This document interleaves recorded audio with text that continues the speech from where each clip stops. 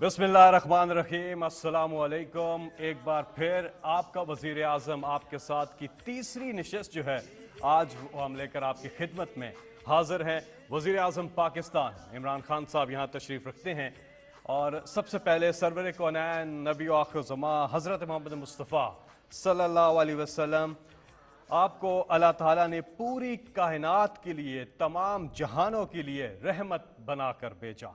आप रसालत माप सल्लल्लाहु अलैहि वसल्लम तमाम कायनात की शान है। आप नबी सल्लल्लाहु अलैहि वसल्लम पे लाखों दरूद। एक बार सब मिल के दरूद शरीफ पढ़ लीजिए। अल्लाहुम्मा सल्लि अला मुहम्मदिन व अला आलि मुहम्मदिन कमा सल्लैता अला इब्राहीम व अला आलि इब्राहीम इन्नका हमीदुम मजीद। अल्लाहुम्मा बारिक अला मुहम्मदिन व अला आलि मुहम्मदिन कमा बारकता अला इब्राहीम व अला आलि इब्राहीम इन्नका हमीदुम मजीद। जितना दिया सरकार ने मुझको इतनी मेरी औकात नहीं, ये तो करम है उनका वरना मुझ में तो ऐसी कोई बात नहीं। आप टेलीफोन कर सकते हैं इस नंबर पे जो आपकी स्क्रीन पर आ रहा है 051-922-4900। इस प्रोग्राम में ना सिर्फ आपकी कॉल्स ली जाती हैं बल्कि जो आप मसाइल उजागर करते हैं उनका हल भी निकाला जाता है और आपके मसाइल को एड्रेस भी किया जाता है। इस सिलसिले में एक पैकेज हमारे पास मौजूद है। सदीक साहब ने कॉल की थी सर आलमगीर से, एक मसला बयान किया था। नसीम भट्टी साहब ने समंदरी से कॉल की थी फैसलाबाद से और एक मसला बयान किया था, उसका क्या हल हुआ आइए देखते हैं इस वीडियो पैकेज में। ये गोजरा मेन ड्रेन जो है ये बिल्कुल ब्लॉक हो चुकी थी, जिसकी वजह से हज़ारों एकड़ ज़मीन तबाह हो चुकी थी। इसके बाद मैंने प्राइम मिनिस्टर को 4 अप्रैल को कॉल की। हज़ारों एकड़ दलदल फसल तबाह हो चुकी है। नोट करें प्लीज। 17 अप्रैल को वहाँ काम शुरू हो गया। क्रेन्स ने वो ड्रेन कनाल को क्लियर करना शुरू किया।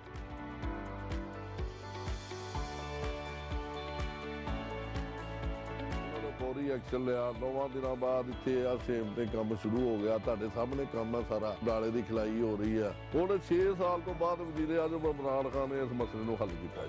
मैं बेहद खुश हुआ कि और मुझे यकीन हो गया था कि मेरे इलाके के लोगों का मसला हल हो जाएगा। 150 ਪਿੰਡ ਜਿਹੜਾ ਹੈਗਾ ਇਮਰਾਨ ਖਾਨ ਦਾ ਸ਼ੁਕਰੀਆ ਅਦਾ ਕਰਦਾ। जी तो आपने ये पैकेज देखा। वज़ीर आज़म पाकिस्तान इमरान खान साहब यहाँ तशरीफ़ रखते हैं। आप कॉल कर सकते हैं 051-922-4900 पे। जी वज़ीर आज़म साहब प्रोग्राम का आगाज़ करते हैं, आप कुछ कहना चाहेंगे आगाज़ में? जी बिस्मिल्लाहिर्रहमानिर्रहीम, इय्याका नअबुदु व इय्याका नस्तईन। देखिए, मैं सबसे पहले अपनी कौम से जो सबसे अहम बात करना चाहता हूँ वो ये कि अल्लाह ने पहले 2 कोरोना के जब वेव्स आए, जब कोरोना पहली दफ़ा दोनों दफ़ा हमारे मुल्क में जब ऊपर गई, तो एक कौम ने भी स्पेशली ख़ास तौर पे जब पहली दफ़ा कौम ने भी पूरी तरह तावन किया SOPs के ऊपर। और हम वो खुशकिस्मत मुल्क हैं जो कि अपने हमसायों को देख लें और बल्कि दुनिया में भी देख लें, हम वो मुल्क हैं और बड़ी आबादी 22 करोड़ लोगों की आबादी कि हम बड़ी अल्लाह के करम से अच्छी तरह निकल गए। हमने अपनी लॉकडाउन भी नहीं किया जो जिससे बहुत गुर्बत पैदा होती है। हिंदुस्तान में 22 करोड़ लोग गुर्बत की लकीर से नीचे गए हैं। जितनी हमारी सारी आबादी है, लॉकडाउन्स की वजह से जो उन्होंने पहली दफ़ा लगाए, 22 करोड़ लोग मुतासर हुए, उनकी ज़िंदगी गुर्बत से नीचे गए। तो हम उधर से भी बच गए और अल्लाह का करम है कि हमने दोनों तरफ से अपनी कौम को बचा लिया। अब ये तीसरा वेव है हिंदुस्तान में। अगर आप देख लें कि क्या हालात हैं, बांग्लादेश में बड़ी तेज़ी से ऊपर जा रहे हैं केसेस, नेपाल में जा रहे हैं, ईरान में जा रहे हैं, हमारे इर्द गिर्द ये सारे हमारे हमसाए हैं। तो अगर उसके मुकाबले में पाकिस्तान देखें तो हमें अल्लाह ने अभी भी बचाया हुआ है। तो मैं ये चाह रहा हूँ कि ये जो ईद की छुट्टियाँ हैं, अपनी कौम का, अपने लोगों का, अपने बड़ों का अभी से ख्याल रखें।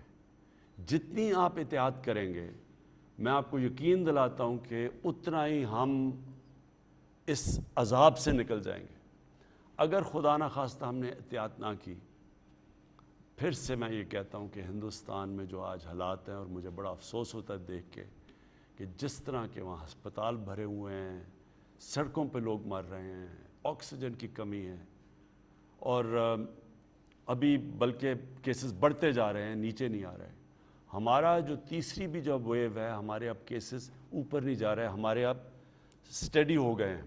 میں کل ہسپتال میں بھی گیا، میں نے خود پیمز میں جا کے ڈاکٹر سے بھی بات چیت کی، تو انہوں نے بھی مجھے یہ خوشخبری سنائی کہ وہ جو تیزی سے کیسز اوپر بڑھ رہے تھے وہ اب نیچے نہیں آ رہے، لیکن تیزی سے اوپر نہیں جا رہے۔ اس لیے میں آپ سب سے درخواست کروں گا، بلکہ میں آپ سب کو اپنے ملک کے لیے، اپنی قوم کے لیے، اپنی فیملیز کے لیے تاکید کروں گا کہ اب ایس او پیز، اور ایس او پیز کے جو سب سے بڑا ایس او پی ہے وہ یہ ہے، 50% دنیا اب یہ اس تجربے سے نکل چکی ہے کہ 50% یہ کرونا کم پھیلتی ہے اگر آپ نے ماسک پہنے ہوئے، خاص طور پہ بند جگہوں کے اوپر، خاص طور پہ جدھر زیادہ لوگ جمع ہوتے ہیں۔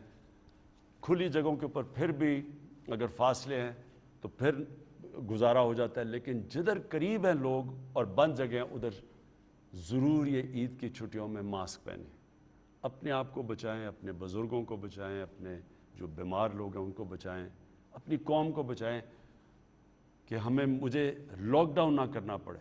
لاک ڈاؤن کا سب سے بڑا نقصان غریب لوگوں کو ہوتا ہے، غربت پھیلتی ہے، چھابڑی والے، ریڑھی والے، دہاڑی دار، یہ سب متاثر ہوتے ہیں جب لاک ڈاؤن لگتا ہے۔ تو یہ عید کی چھٹیوں میں ہم نے آپ کو کہا کہ اگر پرہیز کر لیں، ایک مختلف قسم کی عید کر لیں، تو یہ جو مشکل، یہ جو اوپر ایک تیزی سے کیسز بڑھ رہے تھے، جو ابھی تک ہمارے ہسپتال بچے ہوئے ہیں، ہم انشاءاللہ اس تیسرے ویو سے بھی نکل جائیں گے۔ 05192249000 ہمارے ساتھ پہلے کالر کون ہے؟ السلام علیکم۔ السلام علیکم۔ جی بات کیجیے گا۔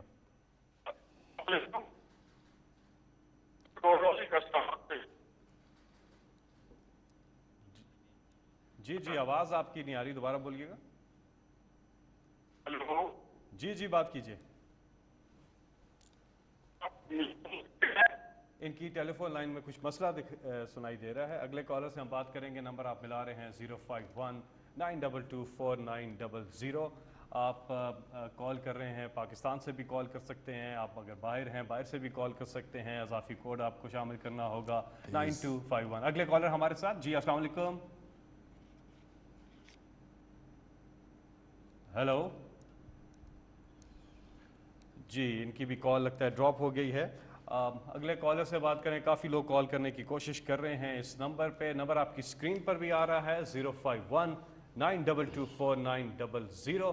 اس نمبر پہ آپ آ کے پرائم منسٹر پاکستان عمران خان صاحب سے براہ راست بات کر سکتے ہیں، آپ کے سوالات اور وزیر اعظم کے جواب۔ اس سلسلے کی آج یہ تیسری نشست لے کر ہم آپ کی خدمت میں حاضر ہوئے ہیں، اور ٹیلی فون کالز آ رہی ہیں ہمیں۔ جی ہم اگلے کالر سے اب بات کریں گے۔ ہمارے ساتھ ہیں لائن پر کون؟ جی السلام علیکم۔ مجھے بتایا جا رہا ہے کہ ٹیکنیکل ایشو آ رہا ہے بیک اینڈ پہ، جس کی وجہ سے کال جو ہے وہ تھرو نہیں ہو پا رہی، تو ہم یہاں پر ایک وقفہ لیتے ہیں، وقفے کے بعد ہم واپس کال آ گئی ہے شاید۔ جی السلام علیکم۔ جی السلام علیکم۔ وعلیکم السلام۔ جی کون صاحب کہاں سے بات کر رہے ہیں؟ جی پوچھئے گا اپنا سوال۔ جی میں مبین خان بات کر رہا ہوں ملاکنڈ سے۔ جی میرا سوال ہے خان صاحب سے۔ جی آپ کی حکومت میں آنے کا سب سے اسٹرانگ پوائنٹ یہی تھا کہ پاکستان میں قانون طاقتور اور کمزور کے لیے برابر ہو جائے گا۔ جی ٹھیک ہے، آپ کی ساری جدوجہد اس مدعے کے گرد میں گھومتی رہتی ہے، ٹھیک ہے، کہ پاکستان میں طاقتور کے لیے کوئی قانون ہے ہی نہیں۔ خان صاحب مجھے سمجھ نہیں آئی کس چیز کے لیے قانون؟ کہہ رہے ہیں پاکستان میں طاقتور اور کمزور کے لیے ایک قانون نہیں ہے۔ جی اچھا جی، طاقتور لوگ جو ہے نا وہ قانون کو اپنے حق میں موڑ لیتے ہیں، ٹھیک ہے؟ ٹھیک ہے جی، سمجھ آ گیا جی۔ میں سمجھ گیا۔ اچھا اب میں اپنی قوم سے تھوڑی سی آپ سے یہ آپ کو زحمت دوں گا کہ تھوڑا سا لمبا اس کا اس کی جو میں نے آپ کی وضاحت کروں گا تھوڑا سا ذرا ٹائم لوں گا، لیکن میں یہ چاہتا ہوں بڑی غور سے آپ میری یہ بات سنیں، کیونکہ میری جو جماعت بنی تھی آج سے 25 سال پہلے، اس کا نام تھا تحریک انصاف۔ یہ کیوں میں نے جماعت بنائی تھی، جبکہ اللہ نے ایک انسان کو سب کچھ دے دیا تھا، سب سے زیادہ شہرت ملی تھی، جتنی اللہ نے مجھے جو دیا تھا پیسے میری ضرورت کے مطابق بہت تھے۔ میں یعنی ایک وہ انسان جس کو کوئی کام کرنے کے، میرے پاس جتنا پیسہ تھا میں کچھ بھی نہ کرتا تو اپنی زندگی گزار سکتا تھا۔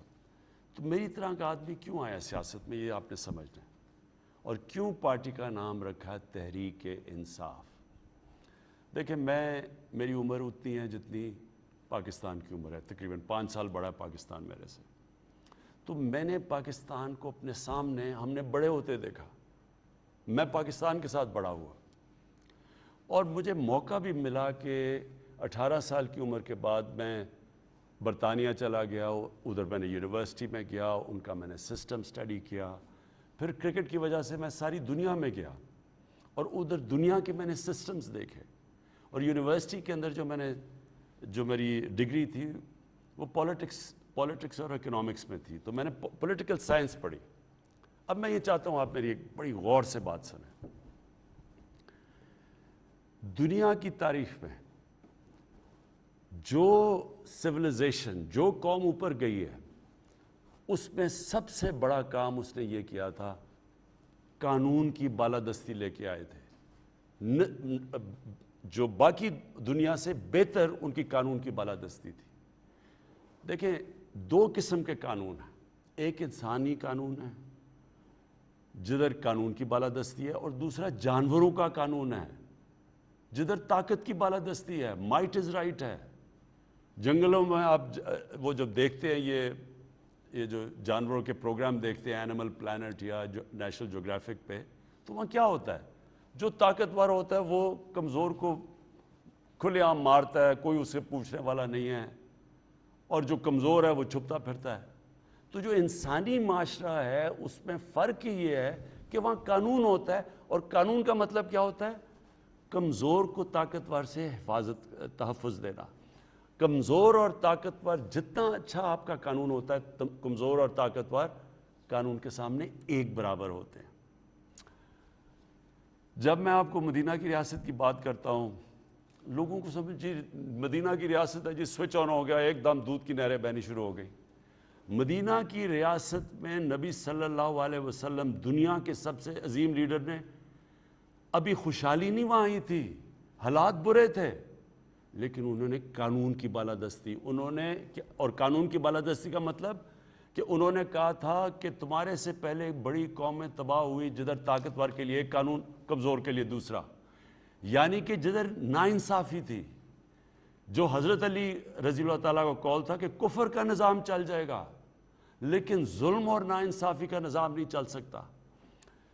جب برطانیہ میں سیکنڈ ورلڈ وار میں، دوسری جنگ عظیم میں، جب ہٹلر کی فوجیں تیار بیٹھی تھی برطانیہ کے اوپر حملہ کرنا، فرانس کی ساحل پہ تیار بیٹھی تھی حملہ کرنے کے لیے، اور ہٹلر کے جو جیٹ تھے وہ بمباری کر رہے تھے اور تباہ کر رہے تھے برطانیہ کو، تو لوگ گھبرا کے پہنچے اپنے لیڈر کے پاس، پرائم منسٹر ونسٹن چرچل کے پاس۔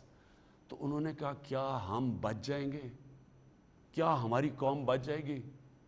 تو ونسٹن چرچل نے جواب دیا، کیا ہماری عدالتیں انصاف دے رہی ہیں؟ انہوں نے کہا اس سے کیا تعلق ہے؟ اس نے آگے سے جواب دیا کہ جب تک ہماری عدالتیں انصاف دیتی ہیں کوئی ہمیں تباہ نہیں کر سکتا۔ اور دنیا کی تاریخ آپ اٹھا کے دیکھ لیں، قومیں تباہ کب ہوئی ہیں؟ کبھی بمباری سے، جنگ ہارنے سے قومیں نہیں تباہ ہوئیں۔ دوسری جنگ عظیم میں جرمنی بھی تباہ، جاپان بھی تباہ، ایک بلڈنگ نہیں کھڑی، 8-8 10-10 سالوں میں قومیں پھر کھڑی ہو گئی، عظیم تکڑی قومیں بن گئی۔ کیونکہ قوم تباہ تب ہوتی ہے جب اس کے اندر اخلاقی جرات ختم ہو جاتی ہے انصاف دینے کے لیے، جب وہ یہ فرق کرتا ہے امیر کے لیے قانون، غریب کے لیے دوسرا۔ اور یہ کیوں ہے؟ کیوں ہمارے نبی صلی اللہ علیہ وسلم نے کہا تھا मेरी बेटी भी अगर जुर्म करेगी उसको सज़ा मिलेगी। ये क्यों कहा था उन्होंने?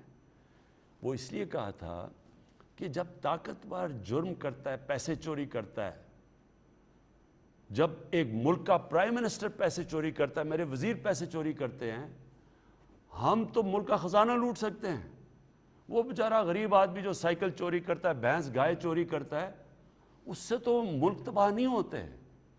तबाह तब होते हैं जब मुल्क के सरबरा पैसा चोरी करना शुरू करते हैं। ताकतवर पैसा चोरी करता है, वो मुल्क के पैसे बाहर भिजवाते हैं।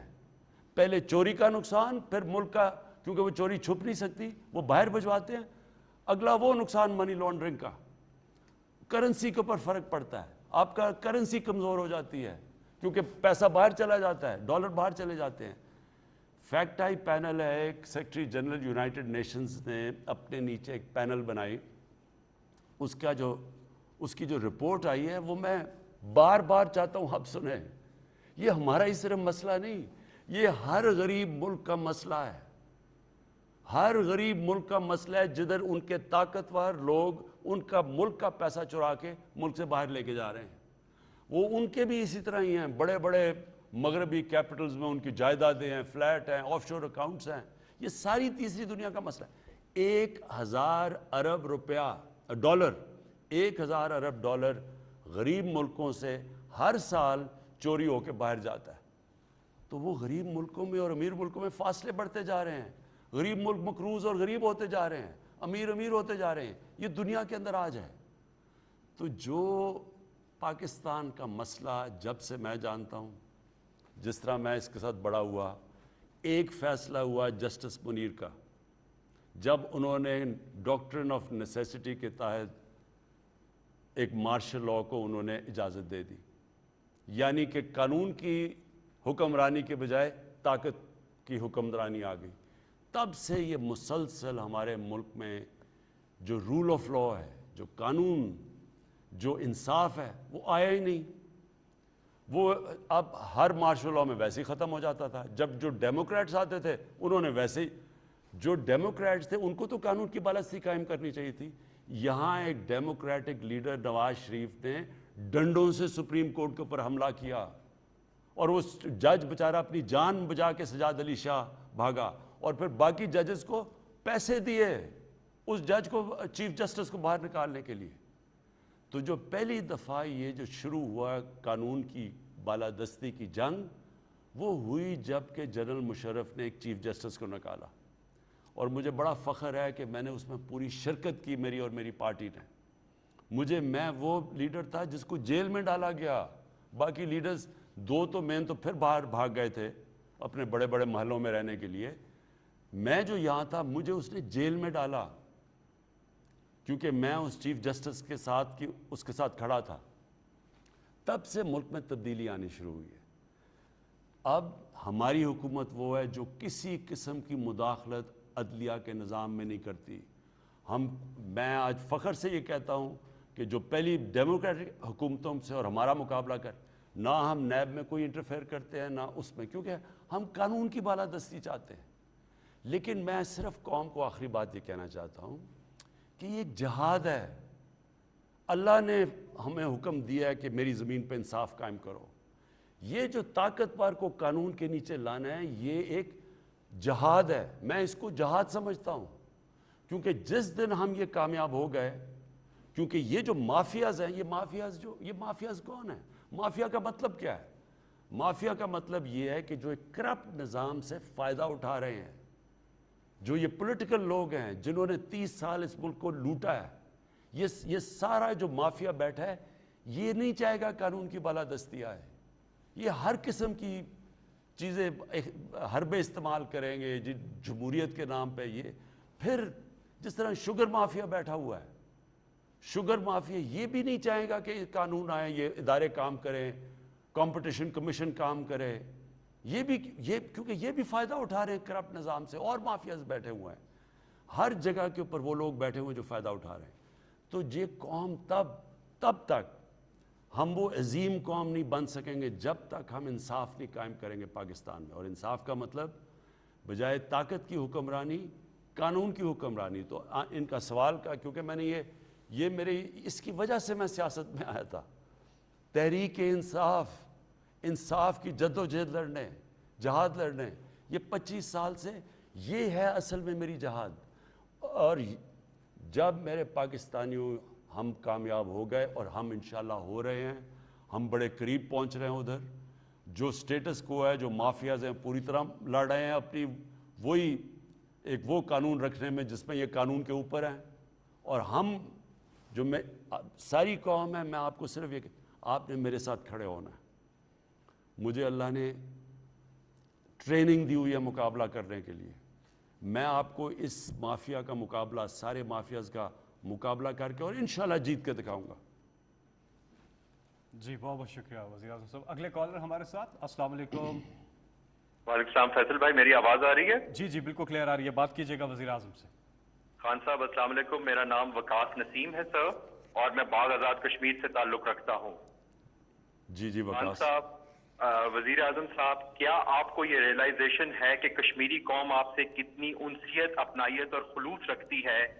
اور اس کی وجہ ہے جس دلیری سے یونائٹڈ نیشن کے اندر آپ نے ان کا مقدمہ پیش کیا، بالا کوٹ واقعے کا جس بہادری سے آپ نے جواب دیا، کووڈ-19 کے دوران جس طرح فیڈرل گرانٹ کے تھرو آپ نے کشمیری قوم کی مدد کی، انصاف صحت کارڈ کے تھرو 10 لاکھ تک کے مفت علاج کی سہولت آپ نے 12 لاکھ کشمیری خاندانوں کو دی، اور کشمیر کا جو سب سے بڑا مسئلہ تھا 18 سے 20 گھنٹے لوڈ شیڈنگ گزشتہ حکومتوں میں ہوتی تھی اور جو اب ختم ہو چکی ہے. لیکن خان صاحب ہم مایوسی محسوس کرتے ہیں کشمیری لوگ کہ جب انٹرنیشنل فورم پہ کشمیر کا نام آتا ہے تو ساتھ کراس بارڈر ٹیررزم، گھس بیٹھیے، ایکسٹریمزم، ریلیجس انٹالرنزم کا لفظ آتا ہے. لیکن ہندوستان میں جب اقلیتوں کے ساتھ ظلم کیا جاتا ہے، مسلمانوں کو اسٹیٹ سپانسرڈ ٹیررزم کا نشانہ بنایا جاتا ہے، تو دنیا خاموش رہتی ہے. جس کی مثال ہے سر کہ ہندوستانی آرمی کے ایک کرنل نے سمجھوتا ایکسپریس میں مسلمانوں کو زندہ جلا دیا، دنیا خاموش تھی. ہندوستان نیوی کا ایک سرونگ کمانڈر بلوچستان میں کلبھوشن یادو دہشت گردی کرتے ہوئے پکڑا گیا، دنیا خاموش رہی. اور اب خان صاحب جو سب سے خطرناک صورتحال ہے کہ چند دن پہلے 7 کلو یورینیم 235 جو 90% پیور تھی، جو ایٹم بم بنانے میں استعمال ہوتی ہے، وہ ایک شخص کے پاس 9 سال سے موجود تھی اور وہ اسے اسمگل کرنے کی کوشش کر رہا تھا. لیکن پوری دنیا کی میڈیا آؤٹ لیٹس اور انٹرنیشنل فورمز خاموش ہیں. کیا جی وقاص دیکھیں،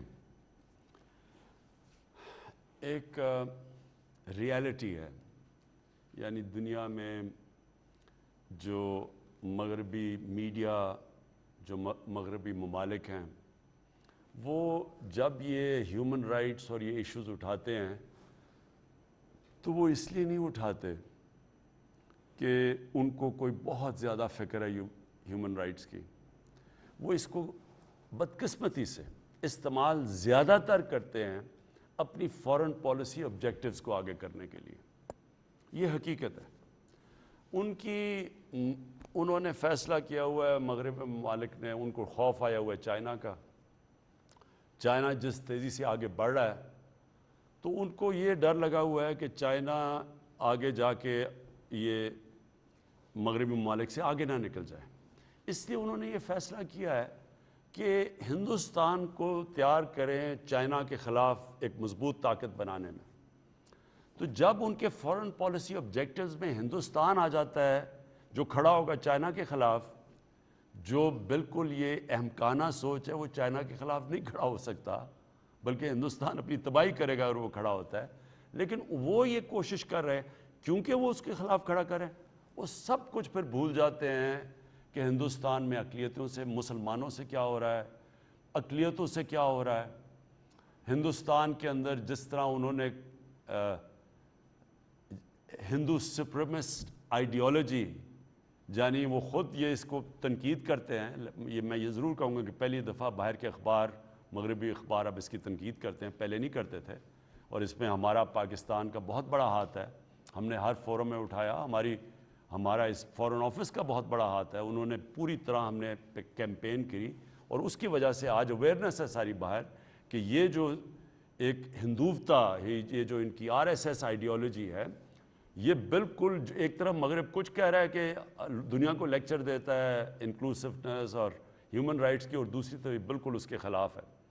لیکن اس کے باوجود جو ان کو کشمیریوں کے ساتھ کھڑا ہونا چاہیے اس وقت، اور جو ہم نے پوری کوشش کی ہے دنیا میں شعور پیدا کرنے کی، بدقسمتی سے وہ اس طرح کشمیریوں کے ساتھ نہیں کھڑے جو ظلم ہو رہے ہیں کشمیریوں کے ساتھ. لیکن میں آخر میں یہ کہنا چاہتا ہوں کشمیر کے لوگوں کو کہ یہ میں بار بار کئی دفعہ سنتا ہوں کہ جی پاکستانی بات چیت شروع کر دی ہے ہندوستان سے، یا پتہ نہیں کیا کر دیا.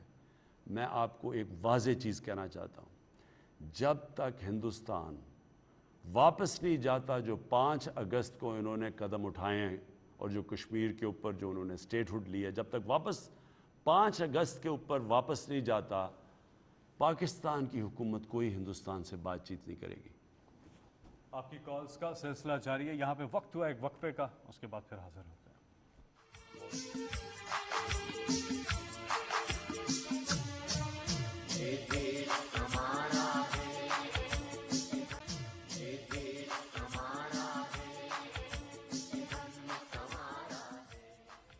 بریک کے بعد ایک بار پھر آپ کی خدمت میں ہم حاضر ہیں. اگلے کالر ہمارے ساتھ. جی السلام علیکم.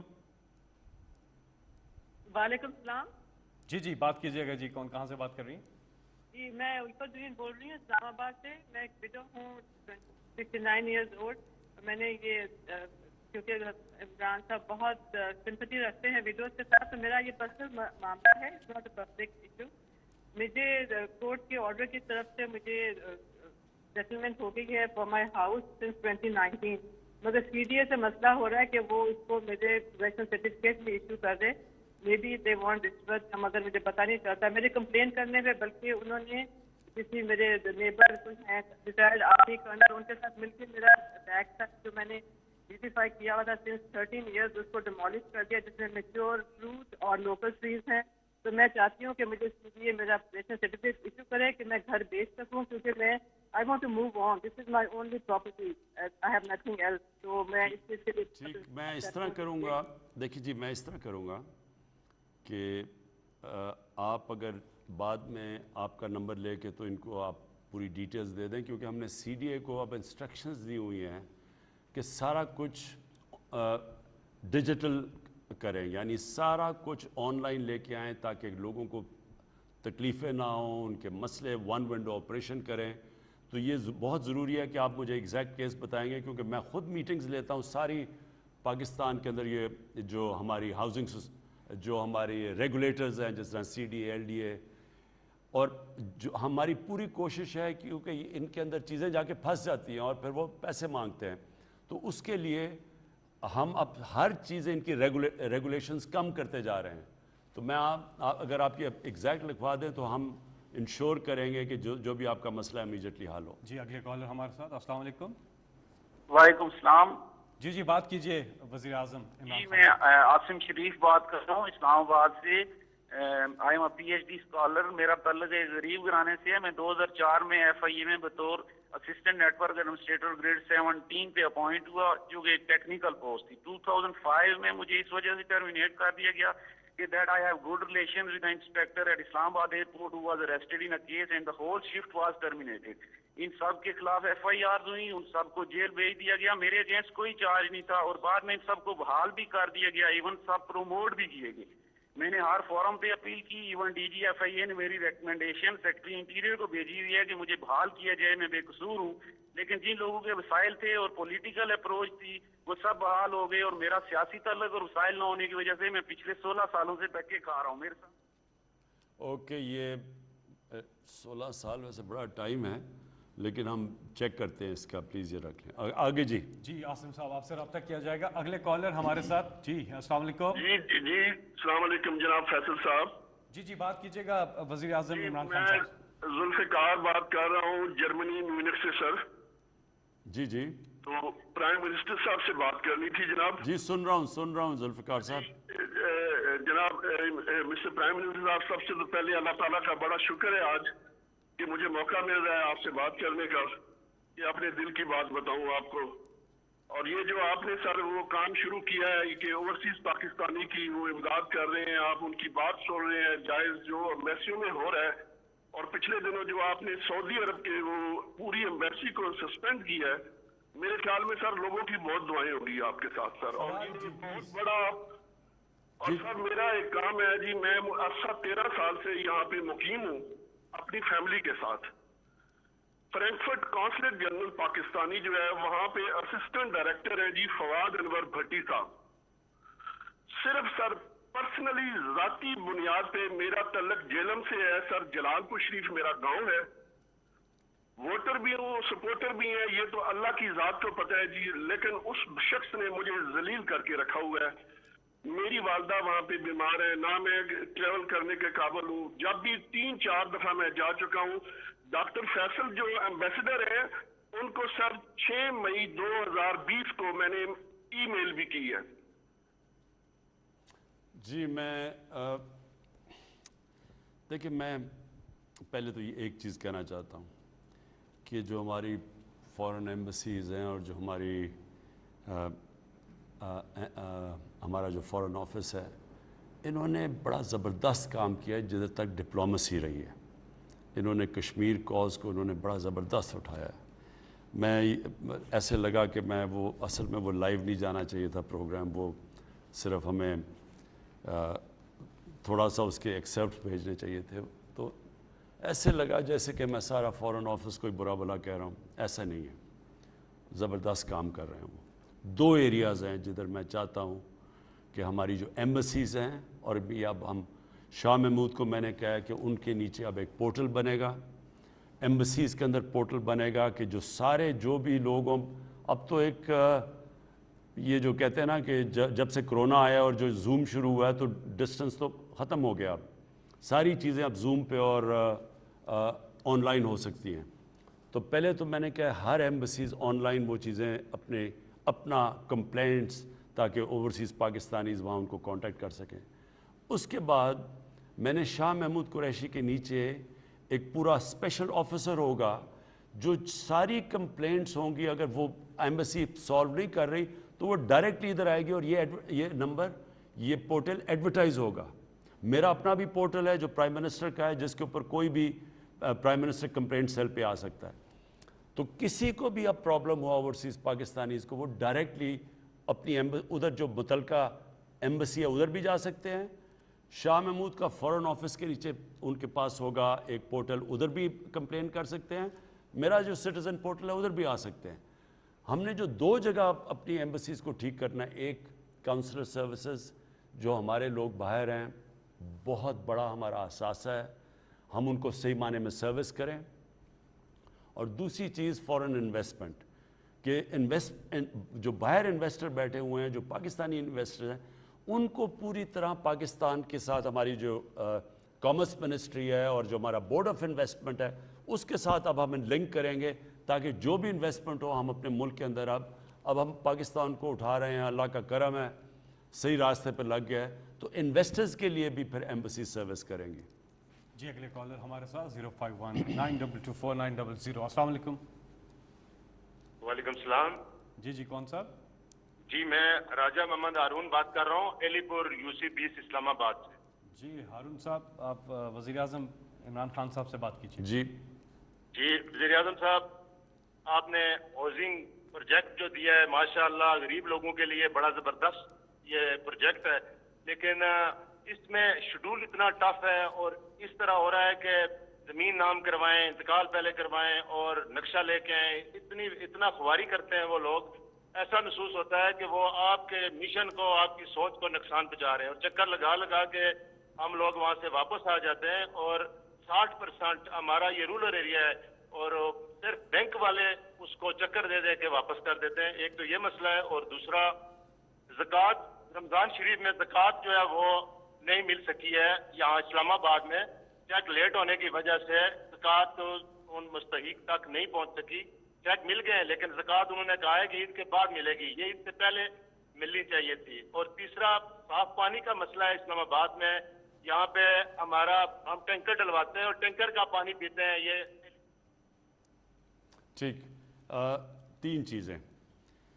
पहले तो मैं ये पानी का मसला बता दूं। पानी का मसला असल में हमारे सारे बड़े शहरों में आने वाला है। कराची में आ चुका है। लाहौर में अगर ये जो नया जो रावी सिटी है, अगर ये हम नहीं बनाते तो लाहौर में भी अब उसी तरह का मसला आने वाला है, और चंद सालों में जो कि कराची के हालात है। इस्लामाबाद में मसला है, ये पहले समझ लें ये हुआ क्या है। हमारे शहर इतनी तेज़ी से फैल रहे हैं कि वो सारी सीवरेज सिस्टम, वेस्ट डिस्पोजल, ये जो पानी का, ये सारे शहरों के अंदर मसले बढ़ते जा रहे हैं। इसलिए इसके हमने पहले तो मैं आपको बता दूं अपनी कौम को भी कि पहले तो सारे शहरों के मास्टर प्लान बन रहे हैं। कोई शहर भी दुनिया में अगर फैलता जाएगा उसके लिए आप कैसे पानी भी देंगे, गंद भी उठाएंगे, नहीं कर सकते। इसलिए दुनिया में जब आबादी बढ़ती है तो दुनिया ऊपर जाती है, हम फैलते जा रहे हैं। और उसका सबसे बड़ा नुकसान कि हमारा आखिर में हमने अपने लोगों को 22 करोड़ लोगों को खाना पीना देना है, अनाज देना है। अगर वो सारी हमारी ज़मीनें में ये हाउसिंग सोसाइटीज़ बन जाएंगी तो आखिर में तो आगे जाके हम किधर से लोगों को पूरा उनका फूड सिक्योरिटी, खाना पीना कैसे पूरा करेंगे। लिहाजा शहरों के मास्टर प्लान्स बनाए हैं। अब हमने पूरी इजाज़त दे दी है शहरों को ऊपर जाने के लिए, जितना मर्जी ऊपर चले जाएं, जिस तरह मॉडर्न सिटीज़ हैं, दुबई देख लें और जो भी। तो और फिर पानी के अलहदा बंदोबस्त कर रहे हैं। लाहौर का हम ये पूरे बराजेस बना रहे हैं, रावी के ऊपर लेक बना रहे हैं ताकि वो वाटर लेवल ऊपर आए। इस्लामाबाद में एक पूरा बड़ा प्लान है पानी दूर से लाने का, उसके पूरा हमने सैंक्शन कर दिया। इस्लामाबाद में पानी आएगा ऊपर से, क्योंकि अगर सिर्फ ग्राउंड वाटर ही लाते रहेंगे वो तो नीचे जाता जा रहा है। तो वो इंशाल्लाह पानी का आपका मसला हो जाएगा। जहाँ तक आपने हाउसिंग की बात की, ये आपने बिल्कुल बात ठीक की है, क्योंकि पहली दफ़ा पाकिस्तान की तारीख में उन लोगों के लिए घर बनाने की कोशिश हो रही है जिनके पास कभी भी इतना कैश नहीं घर खरीदने के लिए। दुनिया के अंदर, ये फिर से मैं एक चीज़ बताना चाहता हूँ, मैं बार बार कह बैठा हूँ, दुनिया के अंदर जो कैसे लोग अपने घर बनाते हैं, लोगों के पास तो पैसे नहीं होते। तनख्वाहदार जो तनख्वाहदार होते हैं लोग, उनके पास तो कभी भी इतना पैसा नहीं होगा घर बनाने का। लिहाजा वो क्या करते हैं, बैंक्स पैसे देते हैं, और वो जो अपने तनख्वाह से किराया चला जाता है घर की किस्तों पे, बैंकों की किस्तों पे चला जाता है। तो बजाय किराया देने के वो उनका घर भी अपना बन जाता है और फिर उनके ऊपर बोझ भी नहीं पड़ता। इसके लिए पहले हमें 2 साल लगे। एक बड़ा पुराना कानून अदालतों में फंसा हुआ था, फोरक्लोजर लॉ। वो कानून जब तक पास नहीं हुआ, जो हमने करवाया, अदलिया का भी मैं शुक्रिया करता हूँ कि उन्होंने हमारी मदद की। वो कानून की वजह से क्या हुआ है कि अब पहली दफ़ा बैंक पैसे दे रहे हैं लोगों को घर के लिए कर्जे देने के लिए। ये पहली दफ़ा हुआ है। हिंदुस्तान में 10% लोग अपने घर बनाते हैं बैंक से कर्जे लेके। अमेरिका, यूरोप में 80% बनाते हैं। पाकिस्तान में अभी तक 0.2% है। ये तो पहली दफ़ा कोशिश कर रहे हैं। बैंकों को भी आदत नहीं है। हम बैंक मैनेजर से भी बात कर रहे हैं कि हम कैसे उनको, बैंक हेड्स को, कि वो कैसे ट्रेन करें अपने स्टाफ को। कई बैंक बड़ा अच्छा काम कर रहे हैं, मीज़ान बैंक है, बैंक ऑफ पंजाब है, नेशनल बैंक ट्रेन कर रहे हैं ताकि उनको पता चले कि कैसे बेचारे गरीब लोग जब आएँ तो मज़दूर आएँ, उनको कैसे कर्जे देने। ये इसकी पूरी कोशिश हो रही है और इंशाल्लाह इसको हम इम्प्रूव करते रहेंगे। लेकिन हम अब एक और भी ख़ास अब बैंक एक बनाने की कोशिश कर रहे हैं। ये शौकत तरीन अभी लगे हुए हैं उसके ऊपर कि वो सिर्फ उसका काम ही सिर्फ हो कि घरों के लिए कर्जे देने के लिए। तो ये आप फिक्र ना करें, इसके ऊपर हम लगे हुए हैं। इंशाल्लाह आने वाले दिनों में आसानियाँ होती जाएंगी। जो लोग अपना घर किस्तों पे ख़रीदना चाहें और बैंक से कर्जा लेना चाहें, ये आसानियाँ होती जाएंगी। हुकूमत इस वक्त 3% सूद के ऊपर जो लो कॉस्ट हाउसिंग उनको कर्जे दे रही है, और फिर पहले लाख घरों के ऊपर 3 लाख रुपया सब्सिडी ऊपर दे रही है ताकि उनका कर्जा, उनका कर्जों की किस्त ना ज़्यादा बढ़े।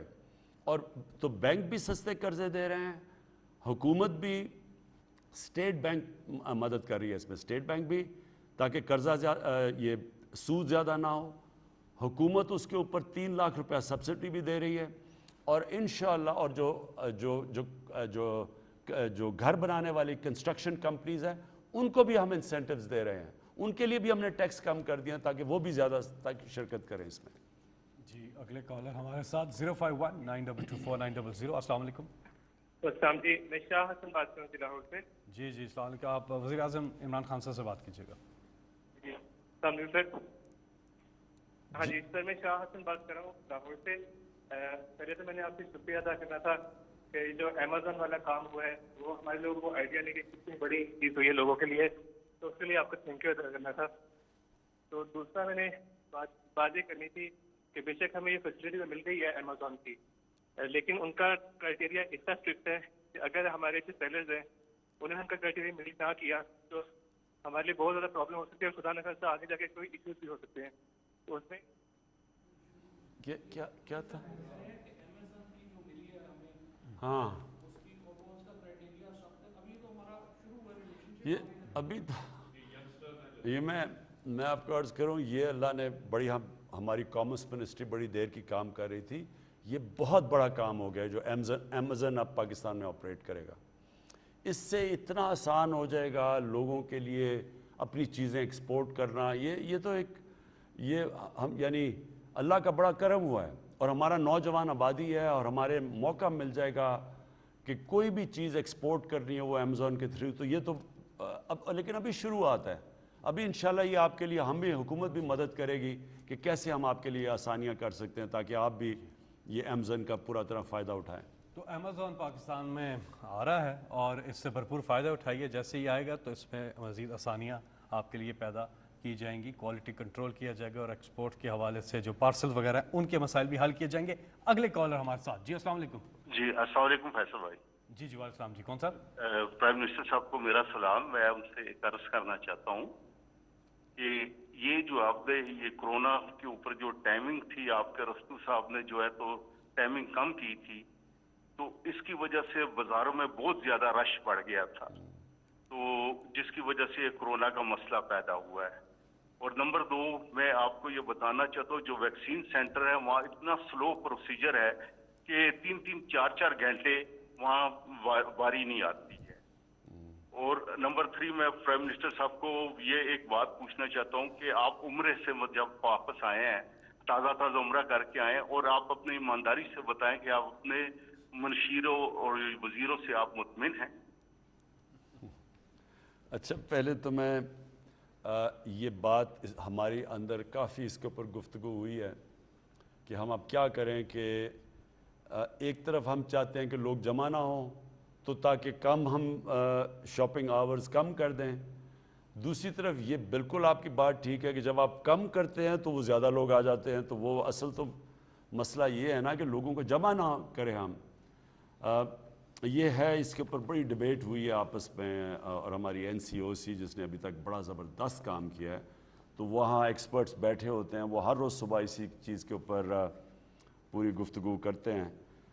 یہ سوچ لیں گے اس چیز کے اوپر آگے.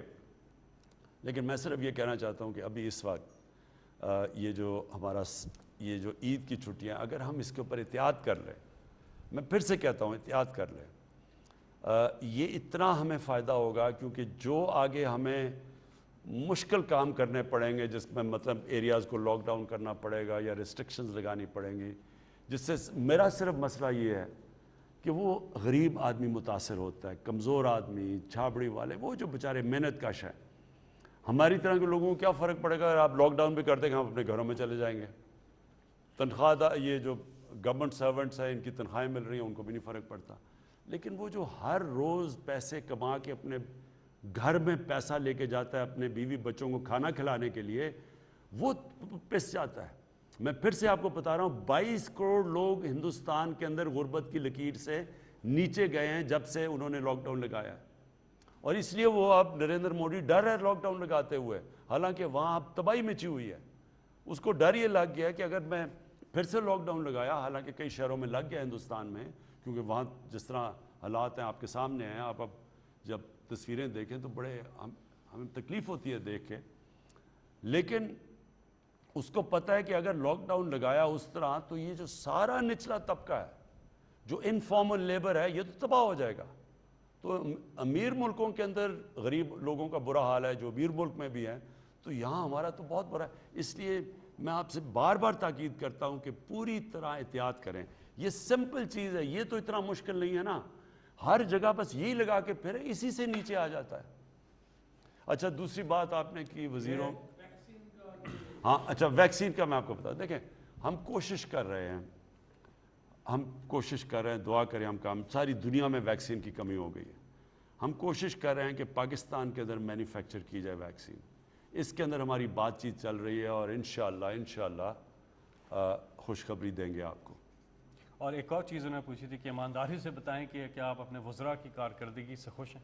دیکھیں یہ ایسے ہے کہ 11 کھلاڑی ہیں میری ٹیم میں, ہر کوئی تو سپر سٹار نہیں ہوتا, کوئی اچھا کرتا ہے کوئی برا کرتا ہے, جو بہت ہی برا کرتا ہے اس کو ٹیم سے نکال کے دوسرے کو لے آتے ہیں, جو اچھا کرتے سٹارز ہوتے ہیں تو وہ تو سب کے سامنے آ جاتے ہیں.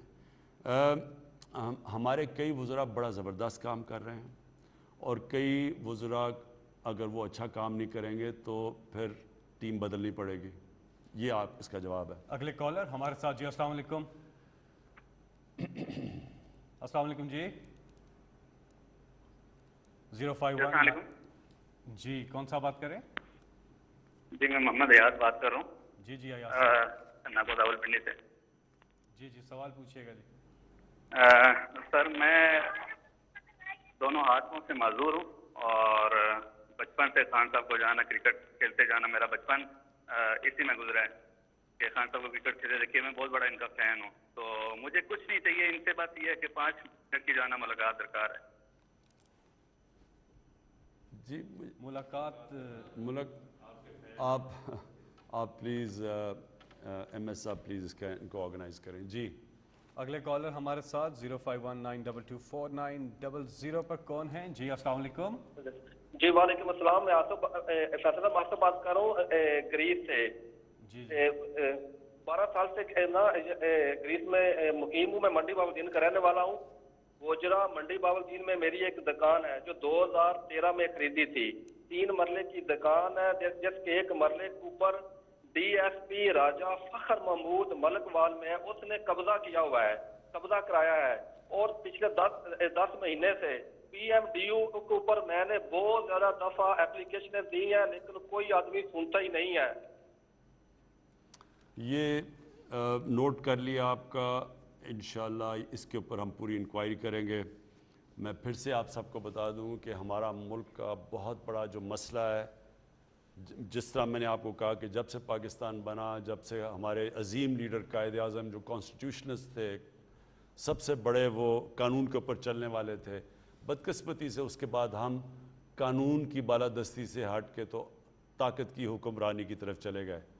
اور یہ ایک بڑا مسئلہ, یہ جو قبضہ گروپ بھی ہیں, یہ جو قبضہ گروپ ہے یہ کبھی بھی طاقتور کے اوپر تو نہیں ہاتھ ڈالتے, یہ بیچارے وہ کمزوروں کی زمینیں قبضہ کر لیتے ہیں. تو ان کے اوپر تو میں نے پوری جنگ ڈکلیئر کی ہوئی ہے.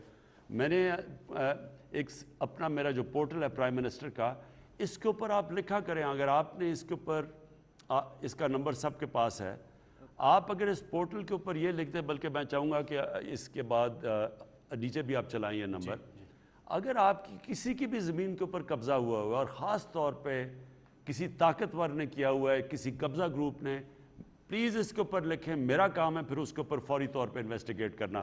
میں آپ کو بتاؤں ابھی تک آپ کو حیرت ہوگی, یہ مجھے بڑی خوشی ہے کہ یہ ہم نے تو جنگ ڈکلیئر کی ہوئی ہے نا یہ قبضہ گروپ کے اوپر, تو بڑے بڑے ہم نے قبضہ گروپوں کے اوپر ہاتھ ڈالا ہوا ہے. کوئی پرانے وزیر تھے, کوئی ایم پیز تھے, کوئی ایم این ایز تھے. میں آپ کو بتاؤں کہ ان میں سے ہم نے کتنی ابھی تک زمین ان قبضہ گروپوں کے ہاتھ سے چھڑوائی ہے. انہوں نے سرکاری زمین اربوں اربوں روپے کی قبضہ کر کے بیٹھے ہوئے تھے, اور یہ وہ لوگ ہیں جو پاور میں رہ کے انہوں نے زمینیں قبضہ کی ہوئی تھیں. تو اب تک میں آپ کو پوری فگر دوں گا, میں نے یہاں لکھی بھی ہوئی ہیں کہ ہم نے جب سے ہماری پاور میں آئے ہیں, ہم نے اب تک کتنے لوگوں سے کتنی کی زمینیں چھڑوائی ہیں. آپ کی کالز کا سلسلہ جاری ہے. نمبر ہے آپ کی اسکرین پہ بھی آ رہا ہے 0519224900. آپ اس کرتے رہے, میں بھی آپ کو بتاؤں گا کہ ہم نے کتنے اربوں روپے کی زمین قبضے سے چھڑوائی ہے. اور یہ بھی میں آپ کو بتا دوں, اس میں جو پرانے وزیر اور ایم این ایز تھے ہم سب کو چیلنج کرتے ہیں کہ اگر ہم نے ایک بھی کسی کے اوپر غلط انتقامی کارروائی کی ہوئی، آپ عدالت میں جا سکتے ہیں. عدالتیں پاکستان میں آزاد ہیں، اور میں آج آپ کو کہہ رہا ہوں کہ ایک بھی ان میں سے نہیں جائے گا، کیونکہ ہم نے سارے لینڈ ریکارڈز کے یہ قبضے چھڑوائے ہیں. یہ تو طاقتور ہیں، اور اس میں ایک ایم این اے جس نے اربوں روپے کی زمین قبضہ کی ہوئی تھی، جو نون لیگ کی جو سینئر مریم نواز ان کے ساتھ جا کے کھڑی ہو گئی، اور ان کے ساتھ کہا جی بڑا ظلم ہوا ہے. کیوں نہیں آپ جا کے عدالت میں پیش کرتے؟ کیوں آپ لینڈ ریکارڈز نہیں پیش کرتے؟ میں ایک منٹ یہ بھی آپ کو دکھا دوں ابھی تک کتنے ہیں. ابھی تک جی ہم نے 21,000 ایکڑ زمین خارج کروائی ہے جو کہ قبضے ہوئے تھے. 21,000 ایکڑ زمین، اس کی جو ویلیو ہے، جو اس کی قیمت ہے، 27 ارب روپے کی زمین ہے جو ہم نے چھڑوائی ہے ابھی تک. جی آگے. جی پرائم منسٹر صاحب، انہوں نے ایک اور التجا کی تھی گریس سے جو ہمارے کالر تھے، انہوں نے کہا تھا کہ جو پورٹل ہے PMDU جو ہے اس پر 2 دفعہ یہ کر چکے ہیں شکایت، لیکن وہ ادھر ایڈریس نہیں ہو رہی ہے، انہیں کوئی جواب نہیں آ رہا ہے. اگر وہ آپ بھیج دیں جو جدھر آپ نے ان کو بھیجا، وہ ہمیں ذرا کس طرح بھجوائیں گے آپ ہمیں؟ آپ اپنا کال، اپنا نمبر دے دیں، ہم آپ کو کانٹیکٹ کریں گے. آپ کی وہ جو آپ نے پورٹل پہ بھجوائی ہے وہ ہم ابھی چیک کر کے دیکھتے ہیں کہ کیوں نہیں آئی آپ کی. وزیر اعظم آفس آپ سے رابطہ کرے گا. جی اگلے کالر ہمارے ساتھ. السلام علیکم. جی وعلیکم السلام فیصل بھائی. جی کون صاحب؟ سر عثمان افضل اٹلی سے بات کر رہا ہوں. جی عثمان بھائی کیا سوال ہے؟ جی پرائم منسٹر صاحب سے بات کیجیے گا. آپ کا سوال. جی السلام علیکم وزیر اعظم صاحب. ہلو. جی آ رہی آواز. پرائم منسٹر صاحب، میں 2012 سے اٹلی میں موجود ہوں. ماں باپ کا اکیلا بیٹا ہوں، تو میں بہت تکلیف میں ہوں. جو میرے چاچو نے ہماری زمین سے قبضہ کر لیا. ہم کرائے کے گھر میں رہے، انہوں نے گھر سے مار پیٹ کے میرے ماں باپ کو نکال دیا ہے. کل انہوں نے قبضہ کر لیا ہماری زمین کے اوپر. پولیس والے نال ساتھ ملے ہوئے ہیں. کوئی سنوائی نہیں ہو رہی، کہیں نہیں سنوائی. جو میں پیسہ کما رہا ہوں عدالتوں میں جا رہا ہے، پولیس والے لے لیں، ساتھ والے چودھری لے رہے ہیں. اچھا، میں اس وقت ہم نے جو اصلاحات کی ہیں، یہ بڑا مسئلہ پاکستان میں کہ جب زمین کا کیس عدالت میں جاتا ہے تو وہ پھر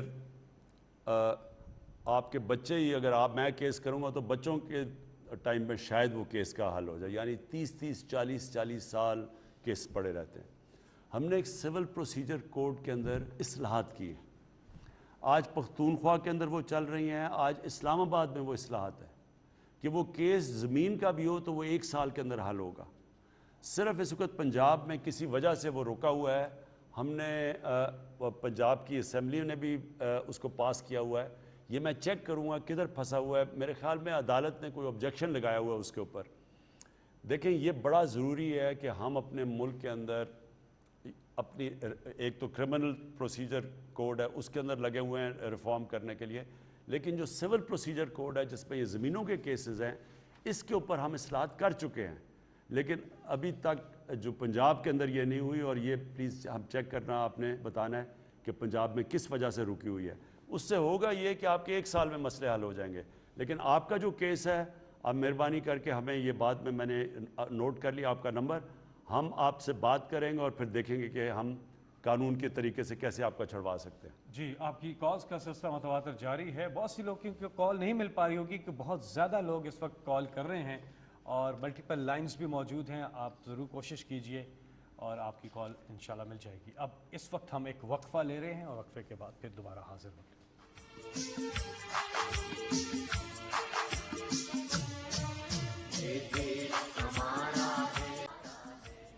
ایک بار پھر خوش آمدید. کالز کا سلسلہ جاری ہے. وزیر اعظم عمران خان صاحب نے یہ کہا ہے کہ اس کا دورانیہ تھوڑا سا بڑھا دیں. تو اب یہ پروگرام 3 بجے ختم نہیں ہوگا، اس سے تھوڑا سا آگے بھی جائے گا کیونکہ بہت سی کالز آ رہی ہیں. پرائم منسٹر کی خواہش ہے کہ زیادہ سے زیادہ کالرز کو پروگرام میں شامل کیا جائے. اگلے کالر ہمارے ساتھ. جی السلام علیکم.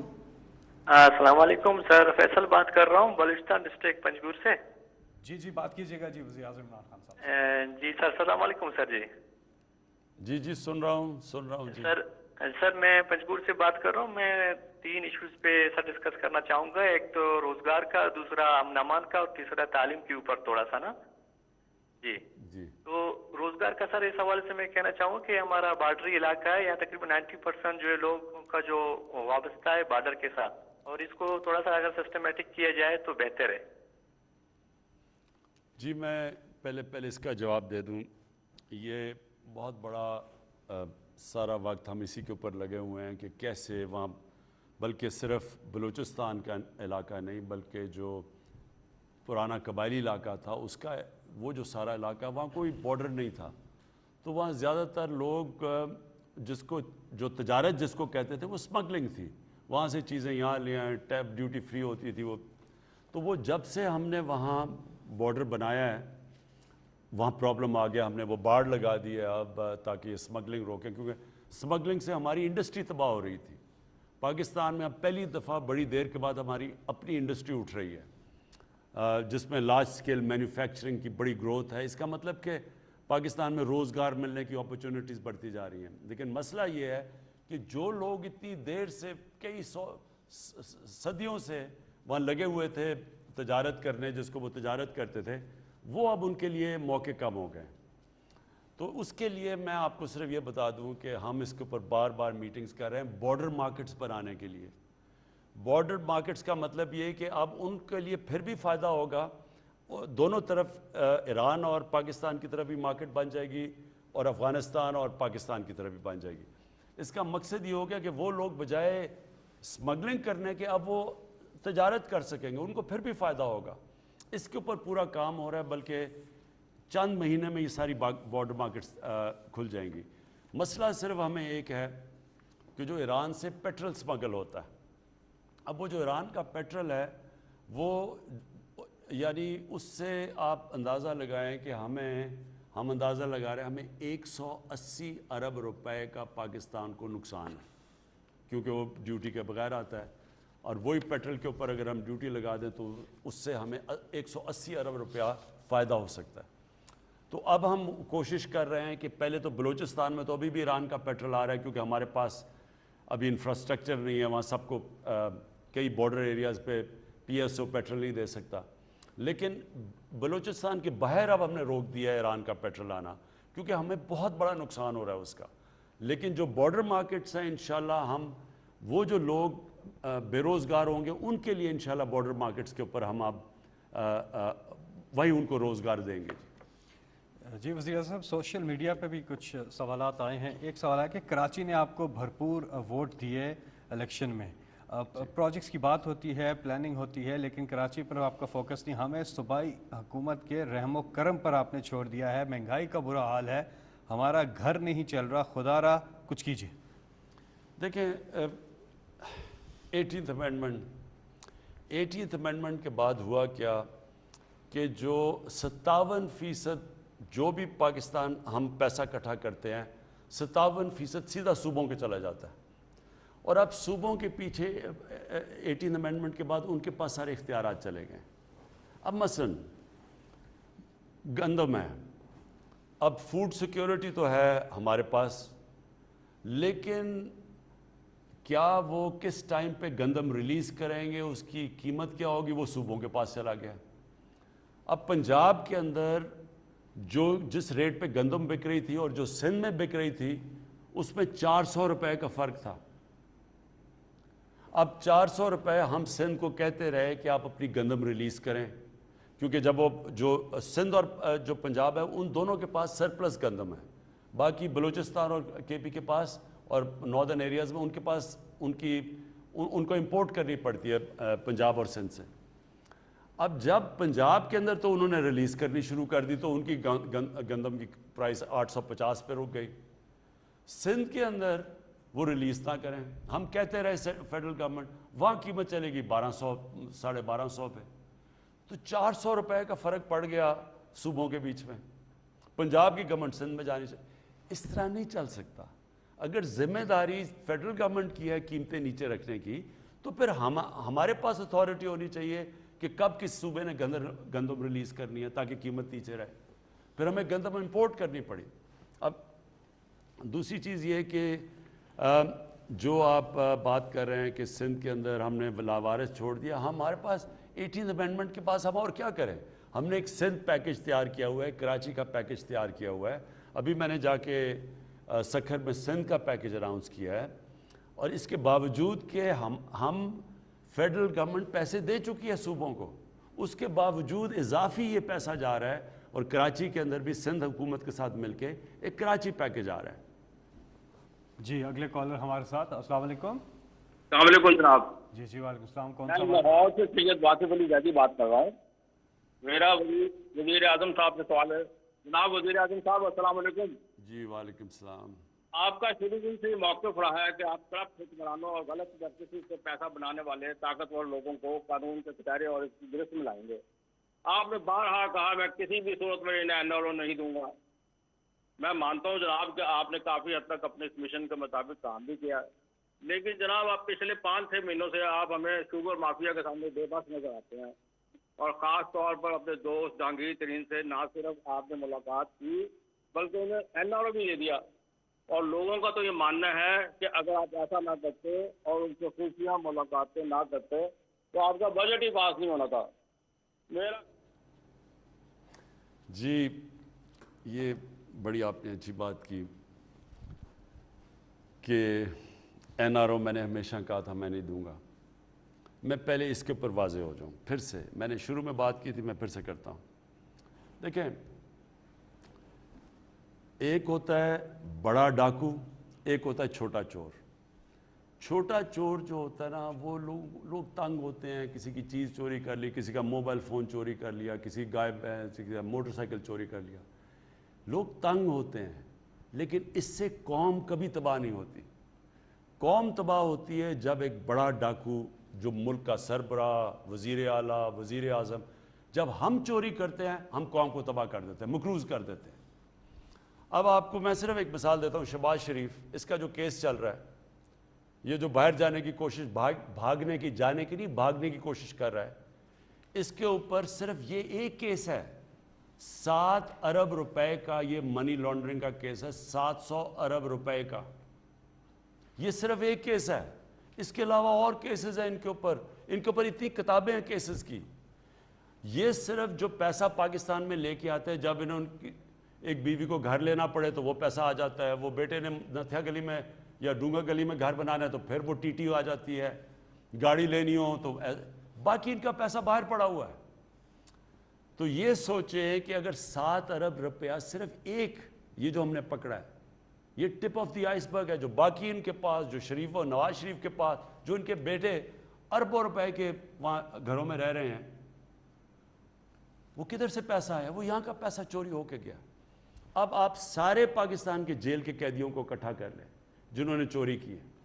मैं आपको लिख के देता हूँ कि जितने पाकिस्तान में 70,000 जितने भी जो चोरी पे गए हुए हैं, उनकी सबकी चोरी कर दें वो भी 7 अरब रुपया नहीं बनता। तो इसलिए जब बड़ी करप्शन होती है, जो हुक्मरान करते हैं, ये मुल्क को तबाह कर देती है।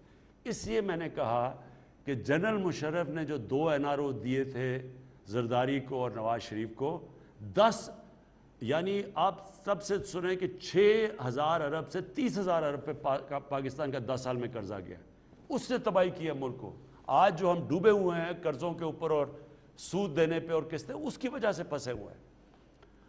तो मैंने ना तब कभी आपको शुरू में भी कहा, ना मैं आज, मैं कभी किसी को एनआरओ नहीं दूंगा।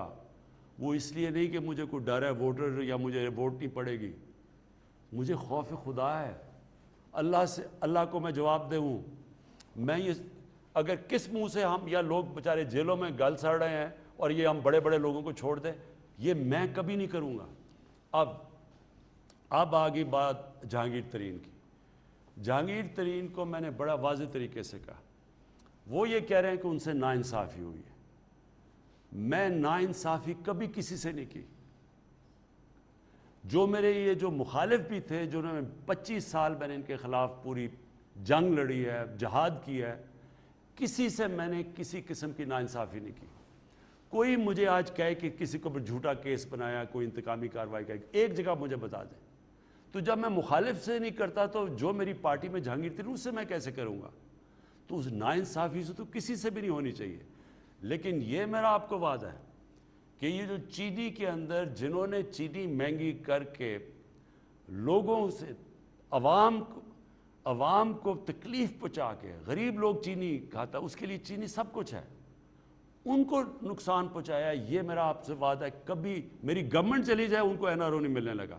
اور میں آپ کو سامنے ایک چیز میں نے دیکھا لوگوں کو بتانے کے لیے کہ کتنا فرق ہوتا ہے جب آپ طاقتور ہوتے ہیں. اس ملک میں کرتے کیا رہے ہیں؟ جو طاقتور ہیں وہ کیسے اس ملک کو نقصان پہنچاتے رہے ہیں.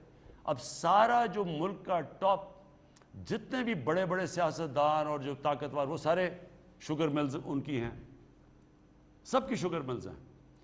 اب وہ شوگر، آپ یہ سوچیں کہ 1 روپیہ جب چینی مہنگی ہوتی ہے تو 5 ارب روپیہ عوام کی جیبوں سے نکل کے شوگر ملز کے پاس چلا جاتا ہے. اگر 20 اور ہمارے دور میں 25 روپے چینی مہنگی ہوئی تو یہ سوچیں کہ 100 ارب روپے سے زیادہ عوام کی جیبوں سے نکل کے شوگر ملز کے پاس چلا گیا. لیکن وہ شوگر ملز جو سارے طاقتور کے پاس ہے، اب یہ ذرا سوچیں کہ انہوں نے آج تک ٹیکس کتنا دیا ہے.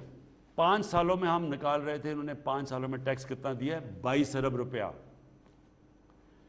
اس میں سے ان کو ریفنڈ کتنا ملا ہے؟ 12 ارب روپیہ. تو رہ گئے صرف 10 ارب روپیہ انہوں نے ٹیکس دیا ہے. اور ان کو 5 سالوں میں سبسڈی کتنی ملی ہے؟ 29 ارب روپیہ. یعنی کہ پاکستان کو یہ جو طاقتور ہیں، یہ کیونکہ یہ طاقتور ہیں، ایوانوں میں بیٹھے رہے ہیں، ان کے شریفوں کی بھی شوگر ملز ہیں اور وہ زرداری کی بھی شوگر ملز ہیں، نہ یہ ٹیکس دیتے ہیں. چینی جب چاہیے مہنگی کر دیتے ہیں. چینی بن جاتی ہے 3 مہینے میں، گنا جاتا ہے شوگر مل میں، چینی بن گئی. لیکن سارا سال چینی کی قیمت اوپر جاتی رہتی ہے. اس لیے ہم نے ان سارے مافیاز، یہ میرا وعدہ ہے آپ سے، سارے مافیاز کے اوپر کوئی کسی سے رعایت نہیں ہوگی، لیکن ناانصافی کسی سے نہیں ہوگی. جی آگے بڑھتے ہیں. پچھلی بار ایک اور ہمارے ساتھ کالر آئے تھے، صدیق صاحب سرائے عالمگیر سے. انہوں نے کوئی مسئلہ بتایا تھا، اس کا کیا حل ہوا ہے؟ ایک ویڈیو پیکیج ہے، مختصر سا وہ دیکھیں گے. میں میجر صدیق نے کہا ہے کہ میرا بیٹا جو بلوچستان میں ایک بڑے آپریشن میں 14 سال پہلے شہید ہوا، اس کی یاد میں ایک اسپتال بنایا جائے جو آج تک نہیں بنا. ایم ایس صاحب آپ ذرا پلیز اس کے اوپر چیک کر لیں. اس کال کے اوپر مجھے ایک بڑا اچھا ریسپانس ملا اور انہوں نے امید دلائی، جس سے میں بہت متاثر ہوا. میرے جو پہلے جذبات تھے وہ اور تھے، اور ان کی کال سننے کے بعد میں بہت مطمئن ہو گیا کہ انشاءاللہ اس علاقے کو ایک اچھا اسپتال ملے گا، اور میرا بیٹا میجر پرویز اس کی یادگار کے طور پر ایک اچھی اسٹیبلشمنٹ وہاں بن جائے گی. جی وزیر اعظم صاحب، ایک سوشل میڈیا پہ ایک سوال آیا ہے، وہ کہہ رہے ہیں کہ مہنگائی سے ہمارا برا حال ہے، کچن نہیں چل پا رہا، اکانومی کے کیا حالات ہیں، ذرا ہمیں بتائیے، اور کب تک یہ مہنگائی ختم ہوگی؟ دیکھیں، ایک مہنگائی کا تو ایک میں نے بتا دیا نا کہ یہ جب طاقتور اکٹھے ہو جاتے ہیں، کارٹیلز یا منوپلی بنا لیتے ہیں، جس طرح شوگر ملز ایسوسیشن اکٹھی ہو کے خود ہی فیصلہ کرتے ہیں کہ چینی کی قیمت کیا ہونی چاہیے. یعنی چینی ایک اسینشل آئٹم ہے، یہ گورنمنٹ کو فیصلہ کرنا چاہیے. اب تک یہ پہلی دفعہ اب گورنمنٹ نے فیصلہ کیا ہے اور چینی کی قیمت نیچے آئی ہے، نہیں تو وہ وہی فیصلہ کرتے تھے کہ چینی کی قیمت کیا ہونی چاہیے. اس کے علاوہ میں آپ کو صرف ایک دینا چاہتا ہوں، کیونکہ میرے سے بار بار، اور یہ ہے ہمارے لیے بڑی تکلیف دہ چیز، میں آپ کو یہ بتا دوں کہ فائنانس منسٹر شوکت ترین کو میں نے صرف 2 وجہ سے لے کے آیا ہوں. ایک کہ ان کی ذمہ داری ہے کہ قیمتیں نیچے لے کے آئیں، انفلیشن کو روکیں، قیمتیں روکیں، اور دوسرا کہ گروتھ ریٹ بڑھائیں، یعنی ہماری اکانومی بڑھے تاکہ لوگوں کو نوکریاں ملیں. اس 2 وجہ سے میں شوکت ترین کو لے کے آیا ہوں. لیکن اس سے پہلے میں آپ کو ذرا گرافز دکھانا چاہتا ہوں، کیونکہ یہ سارا وقت مجھے جو سب سے زیادہ تنگ کرتی ہے چیز وہ ہے مہنگائی. پہلے تو یہ میں آپ کو بتانا، کیونکہ جب پیٹرول اور ڈیزل مہنگا ہوتا ہے تو ساری چیزیں مہنگی ہو جاتی ہیں، کیونکہ ٹرانسپورٹ مہنگی ہو جاتی ہے. یہ میں یہ چاہتا ہوں ذرا اس گراف کے اوپر آپ بڑا غور سے دیکھیں. یہ گراف کے اندر یہ پاکستان ہے اور یہ پھر ہندوستان ہے. یہاں پاکستان میں سب سے سستا ہندوستان کے مقابلے میں انڈونیشیا، سری لنکا، ترکی، امریکہ، بھوٹان، بنگلہ دیش، چائنا، ہندوستان، یہ سب سے زیادہ سستا آج پٹرول پاکستان کے اندر بک رہا ہے. हम इसके ऊपर आराम से थोड़ी एक्साइज लगा के, लेवी लगा के पैसा भी बना सकते हैं, क्योंकि हमें पैसे की भी ज़रूरत है। लेकिन हमने सिर्फ इसको सबसे नीचे इसलिए रखा हुआ है क्योंकि हमें पता है कि लोगों के ऊपर बोझ और नहीं डाल सकते हम, और हम एहसास है कि जब आप ये बढ़ाते हैं तो सारी महंगाई बढ़ जाती है। ये मैं सिर्फ आपको मिसाल दे रहा हूँ कि हमने अपनी तरफ से सबसे कम पेट्रोल रखा है ताकि लोगों पे बोझ ना पड़े। जो प्रॉब्लम आ रहा है मैं ज़रा भी आपको बता भी दूँ, इस वक्त दुनिया के अंदर कमोडिटी की कीमतें ऊपर जा रही हैं। मैं अब आपको ज़रा ये वर्ल्ड बैंक की सर्वे है, इसके अंदर मैं सिर्फ आपको बता रहा हूँ कि दुनिया में अब वर्ल्ड बैंक की सर्वे है कि जो एनर्जी है, बिजली, गैस वगैरह, वो 64% ऊपर गई है दुनिया में। नॉन एनर्जी 30% ऊपर गई है। खाने पीने की चीज़ें 29.4% ऊपर दुनिया में गई हैं। मेटल्स यानी सरिया वगैरह जो चीज़ें इस्तेमाल 41% दुनिया में ऊपर गई है। क्रूड ऑयल 84% ऊपर गया क्योंकि एक बार नीचे आके फिर ऊपर गया। कॉटन दुनिया में 44% ऊपर गई है। पाम ऑयल, ये जो हम सब जो घी महंगा है, जो लोग शोर मचाते हैं क्योंकि हम ज़्यादातर घी इंपोर्ट करते हैं, पाम ऑयल 54.8% ऊपर गया दुनिया में। सोयाबीन ऑयल 36.6% ऊपर गई है। चीनी दुनिया में 14%, 5% ऊपर गई है। तो ये सिर्फ पाकिस्तान का मसला नहीं है, बदकिस्मती से ये जब से कोविड आई है, जो कोरोना की वजह से सप्लाईज इफेक्ट, दुनिया में इसका इम्पैक्ट गया है। मैं सिर्फ एक ब्लूमबर्ग की ये इंटरनेशनल चीज़ है, ये एग्रीकल्चर का, सिर्फ ये बता रहा हूँ कि फूड इन्फ्लेशन दुनिया में और पाकिस्तान में किधर गई है। ये में दो हैं, ये ऊपर है पाकिस्तान की लाइन और ये नीचे है ये दुनिया के अंदर। ये ज़रा मुलाज़ा फरमाएं, पाकिस्तान फिर भी हम इसको इस तरह नीचे रख के बैठे हुए हैं। दुनिया की ये ज़रा कीमतें देखें कि ये किस तरफ ऊपर जा रही हैं। मैं पहले तो इसलिए आपको बता रहा हूँ कि हम कोई दुनिया में कोई जजीरा नहीं है, हम जो दुनिया में होता है उसका इफेक्ट होता है हमें। लेकिन मैं आपको अब जो चीज़ जो आपके सामने लाना चाहता हूँ वो दूसरी चीज़ जिससे कीमतें बढ़ती हैं वो है बिजली। जब बिजली ऊपर जाती है तो दुनिया में कीमतें ऊपर चली जाती हैं। पाकिस्तान में हर चीज़ ऊपर चली जाती है बिजली की वजह से। तो मैं सिर्फ आपको बिजली का मसला बताना चाहता हूँ ताकि आप समझ जाएं। वो मेरा ग्राफ किधर है, वो बिजली वाला जो था।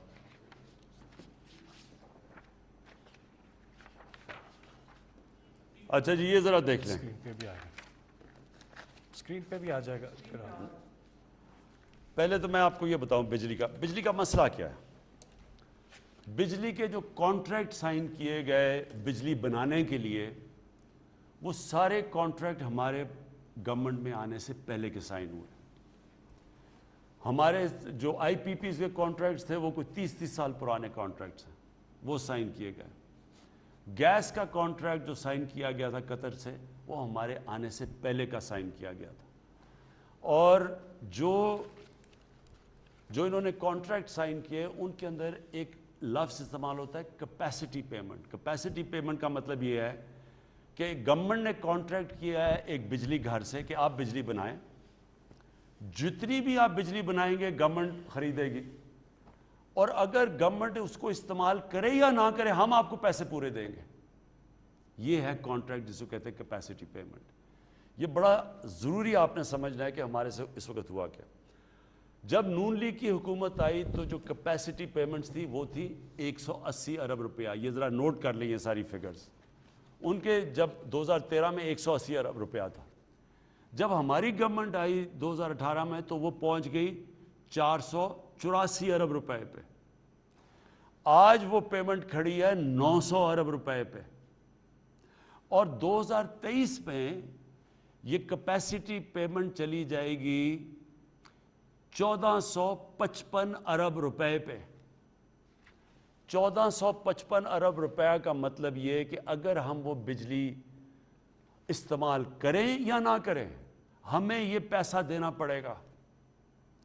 अब ये हमने कॉन्ट्रैक्ट नहीं साइन किए, ये हमारे ऊपर ये पूरा बोझ पड़ा हुआ है जो पिछले कॉन्ट्रैक्ट साइन किए हुए हैं। हमारी मुश्किल क्या पड़ी हुई है کہ ہم اب کس طرح اور انہوں نے بجلی کی اتنی جو بجلی یہ بنے گی وہ اتنی زیادہ بنا دی ہے کہ پاکستان کے پاس ڈیمانڈ ہی نہیں ہے اتنی بجلی کی، ہم وہ اتنی بجلی استعمال ہی نہیں کر سکتے۔ اس کے علاوہ گرمیوں میں اور سردیوں میں پاکستان میں بجلی کے اندر 3 گنا زیادہ فرق پڑتا ہے۔ گرمیوں میں اگر ہم بجلی استعمال کرتے ہیں کیونکہ زیادہ استعمال 24,000 میگا واٹ، تو سردیوں کے اندر وہ پہنچ جاتی ہے 9,000 میگا واٹ پہ، لیکن پیسے ہمیں پھر بھی پورے دینے پڑتے ہیں۔ تو پہلے یہ آپ مسئلہ سمجھ جائیں تاکہ جب وہ بجلی مہنگی ہوتے ہیں ہمیں برا بھلا کہتے ہیں، یہ کانٹریکٹ ہم نے نہیں سائن کیے، لیکن ہم نے کیا جب سے آئے ہیں ہم نے پہلے تو آئی پی پیز کے ساتھ بات کی جو پرانے یعنی جو بجلی کے کانٹریکٹ سائن کیے ہوئے تھے۔ میں آپ کو بتاؤں کہ اس سے ہم نے ری نیگوشیٹ کیے ان سے باتیں، اور مجھے بڑا اپنی ٹیم کے اوپر فخر ہے کیونکہ جب آپ یہ کانٹریکٹ سائن کر لیں تو اس کے بعد آپ ان کو ری نیگوشیٹ نہیں کر سکتے کیونکہ وہ انٹرنیشنل ٹرائیبیونلز میں چلے جاتے ہیں اس کے اوپر، اور اس کے اوپر آپ کو پھر آپ کو فائن ہوتا ہے، جس طرح ریکو ڈیک کے اندر، کیونکہ ہم نے وہ کیا نہیں، وہ انٹرنیشنل کانٹریکٹس پہ چلے گئے اور ادھر پھر ہمیں فائنز ہوئے۔ تو میں آپ کو بتاتا ہوں کہ ہم نے بجلی میں کیا کیا۔ ہم نے جو آئی پی پی کے کانٹریکٹس تھے اس میں 134 ارب روپے کا ایک دم ہم نے کم کروائے، 134 ارب روپے، اور 20 سالوں کے اندر 770 ارب روپے کی کمی کروائی ہے جو ہم نے آئی پی پیز کے ساتھ نئی ری نیگوشیٹ کیے کانٹریکٹ جو پرانی گورنمنٹ نے سائن کیے ہوئے تھے۔ دوسری چیز جو قطر ہے، قطر کے ساتھ کہ جو ایل این جی کا انہوں نے کانٹریکٹ سائن کیا تھا پچھلی حکومت نے، وہ 13.37% برینٹ کے اوپر انہوں نے کیا تھا، 13.37% برینٹ کے اوپر۔ ہم نے جو قطر سے کانٹریکٹ سائن کیا یہ ذرا آپ دیکھ لیں، 10.2% پہ وہ اسی قطر سے کیا۔ اس سے پاکستان کو کتنا فائدہ ہوگا؟ اس سے پاکستان کو $300 ملین کا ہر سال کم ہمارا خرچہ ہوگا۔ 10 سالوں کے اندر جو کانٹریکٹ سائن کیا ہے $3 ارب کا ہمیں کم خرچہ پڑے گا، یہ ہم نے نیگوشیٹ کیا ہے۔ تو میں صرف آپ کو یہ بتانا چاہتا ہوں کہ جو اس وقت مسئلے ہمیں مہنگائی کے پڑے ہوئے ہیں کہ یہ ہمارا اس میں ایک تو انٹرنیشنل قیمتوں اوپر چلی گئی، ہم اس کا کیا کریں؟ جدھر ہم کر سکتے تھے پٹرول، ہم نے سب سے علاقوں کے اندر کم پٹرول اور ڈیزل بیچ رہے ہیں اس وقت کیونکہ ہم نے ان کے اوپر لیویز اور ٹیکسز نہیں لگائے۔ جو بجلی کے کانٹریکٹ ہیں بدقسمتی سے ہم پھنسے ہوئے ہیں ان کے اوپر کیونکہ پرانے کانٹریکٹس ہیں، ہم چیلنج کرتے ہیں وہ انٹرنیشنل آربیٹریشن میں چلے جاتے ہیں، ہم اس کا کچھ کر نہیں سکتے۔ انٹرنیشنل کانٹریکٹ سائن کیے ہوئے انہوں نے، ہم کوشش کر کے آئی پی پی سے ہم نے ان کی قیمت کم کی ہے، یہ بھی بڑی بات ہے، ہماری اب ٹیم نے یہ کم کر دیا ہے۔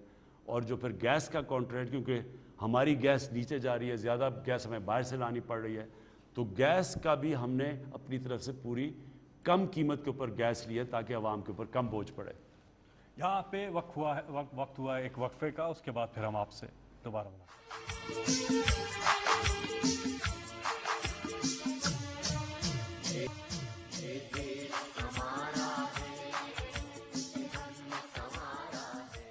بریک کے بعد ایک بار پھر ہم آپ کی خدمت میں حاضر ہیں۔ آپ ٹیلی فون کر رہے ہیں 0519224900 پہ، ہمارے ساتھ کالر ہیں۔ جی السلام علیکم۔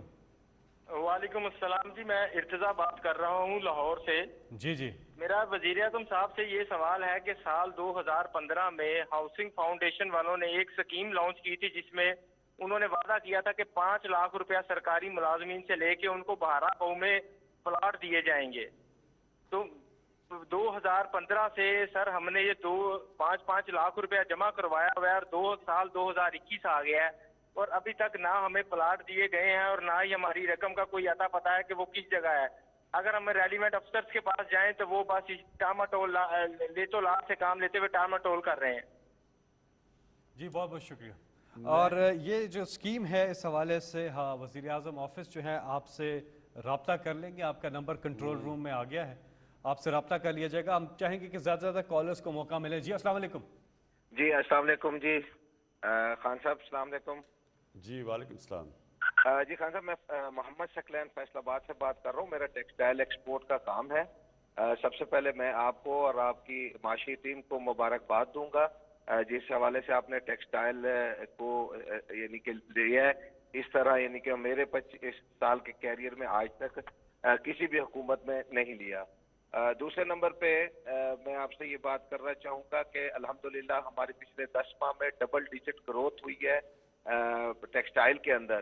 اور اس میں الٹیمیٹلی ایک 2 پوائنٹ یہ بھی ہیں کہ ہمارے جو نیبر کنٹریز ہیں ان کے اندر کرونا کی کرائسس زیادہ ہیں جس وجہ سے ہمارے پاس آرڈرز زیادہ آئے ہیں. تو ہمارا ایک اپنا فیئر ہے کہ خدا نہ خواستہ اگر نیکسٹ کو جیسے ادھر سچویشن سٹیبل ہوتی ہے تو ہماری آرڈر کی کوئی جو ہے یعنی کہ کہہ لیں کہ ریشو وہ ڈاؤن نہ ہو جائے. تو اس سلسلے میں ایک سجیشن تھی کہ گزشتہ 15 سال سے یو ایس اے ڈزنی کا بزنس ہمارا بند ہوا ہے کمپلائنس ایشو میں، جس میں بلدیہ کی فیکٹری میں آگ کا ایشو بھی موجود تھا. تو اس پہ میں آپ کی توجہ چاہوں گا کہ آپ کی حکومت ڈزنی کے بزنس کو وہ کرے، کیونکہ وہ ایک اتنا بڑا بزنس ہے کہ اگر یہ کنٹریز سے تھوڑا سا بزنس یعنی کہ بنگلہ دیش انڈیا میں جاتا بھی ہے کووڈ ریسٹوریشن کے بعد تو ہماری انڈسٹری اس پہ سروائیو کر سکتی ہے. جی بہت بہت شکریہ.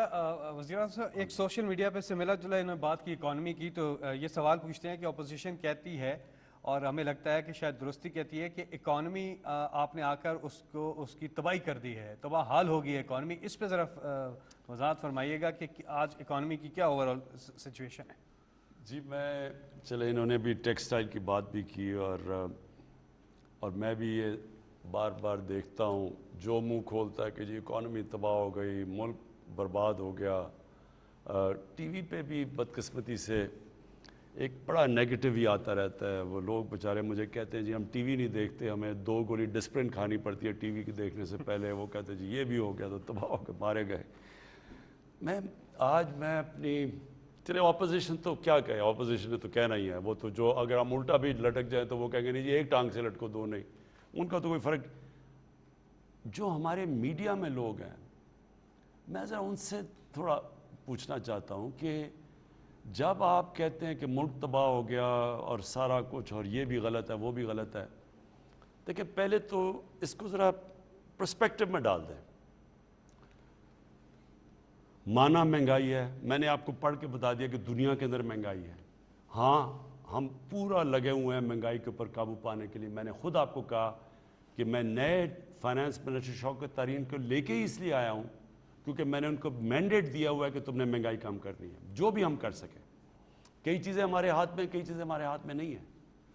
لیکن مہنگائی کے علاوہ اگر آپ یہ کہیں کہ جناب 2-2.5 سال میں حکومت آئی ہے، جو 50 سال میں جو تباہی مچی ہوئی ہے ملک کی، یا 30 سال میں خاص طور پہ یہ جو 2 جماعتیں آئی ہیں جنہوں نے سوائے لوٹ مار کے کیا کچھ نہیں ہے.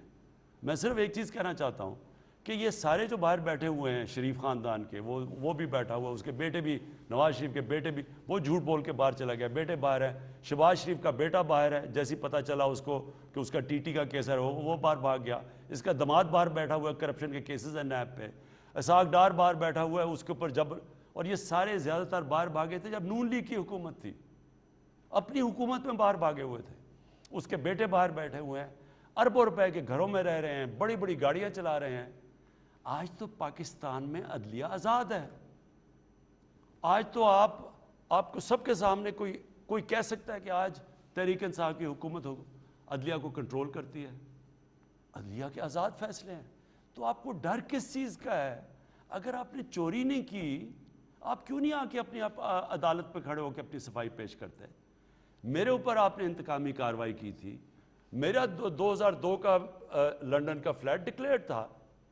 مجھے 8 مہینے عدالت میں کھڑے کر کے ہر سوال پوچھا گیا، اور میں پاکستان سے حلال کی کمائی کا پیسہ فلیٹ بیچ کے پاکستان لے کے آ رہا ہوں، بینکنگ چینل سے لے کے آ رہا ہوں.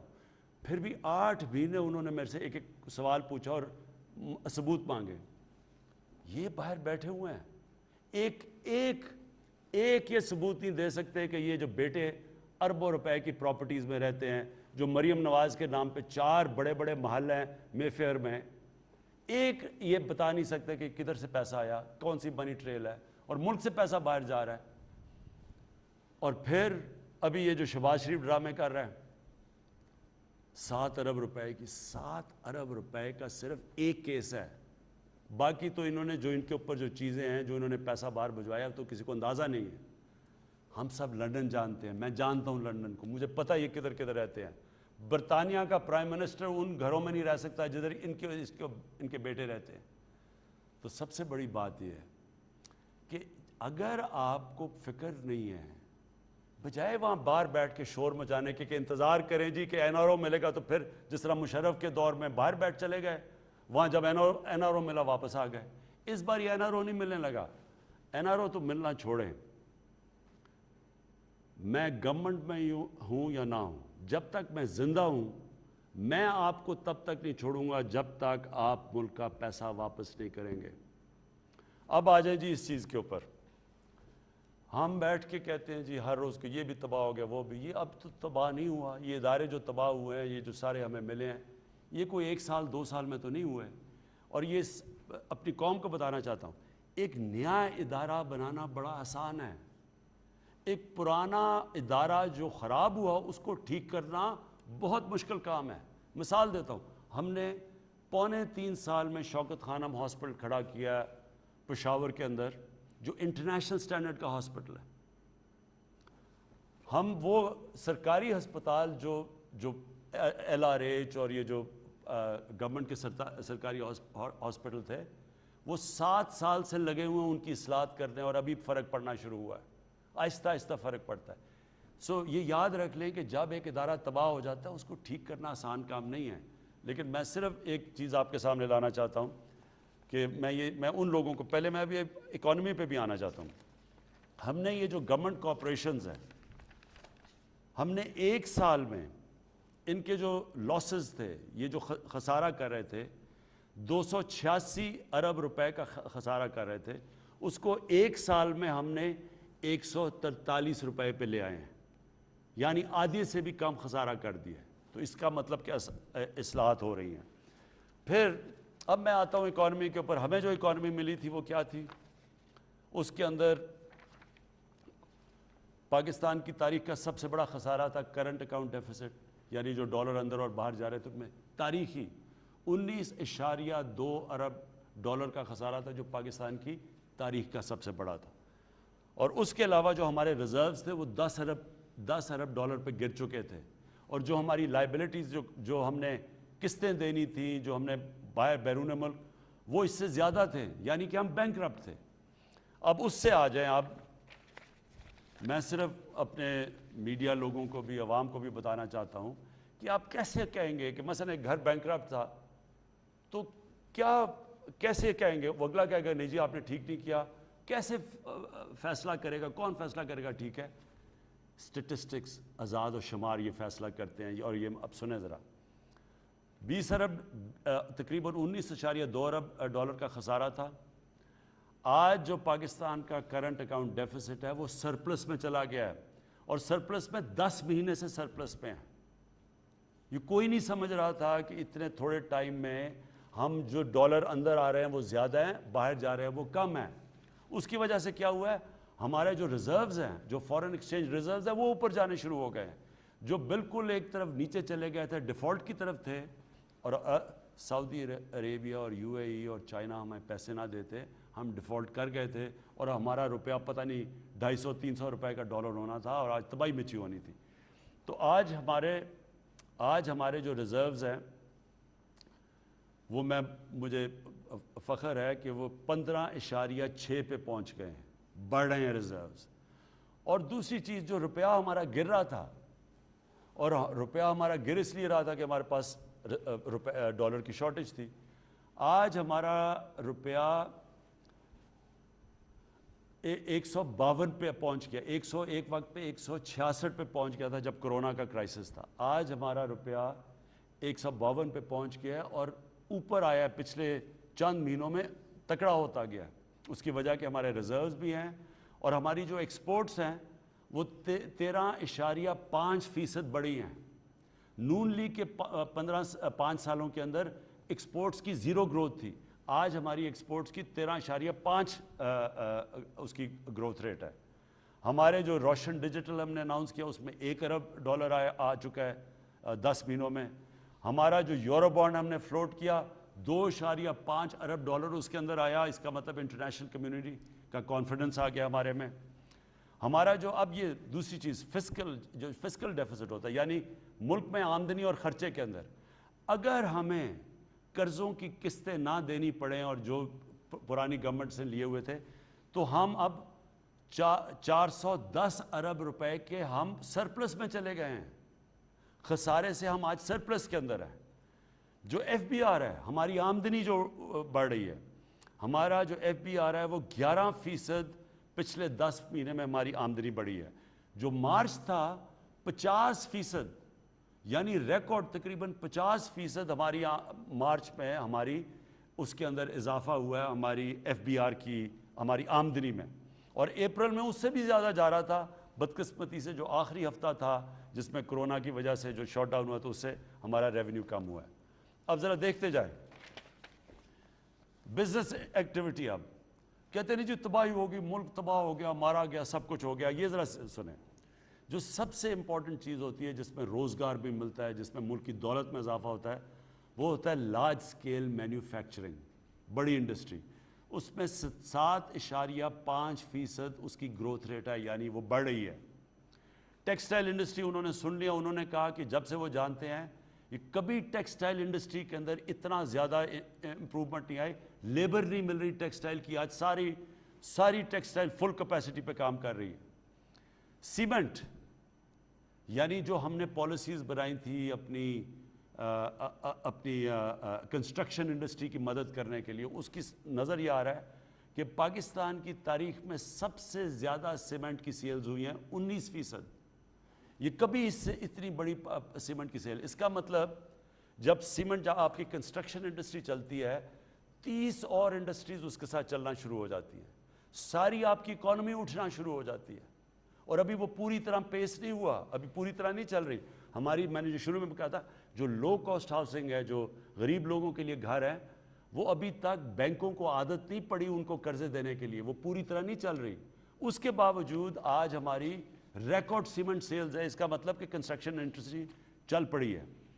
मोटरसाइकिल 21% मोटरसाइकिल के अंदर सेल्स में इजाफा हुआ है। ट्रैक्टर्स 58% इजाफा हुआ है ट्रैक्टर्स की सेल में।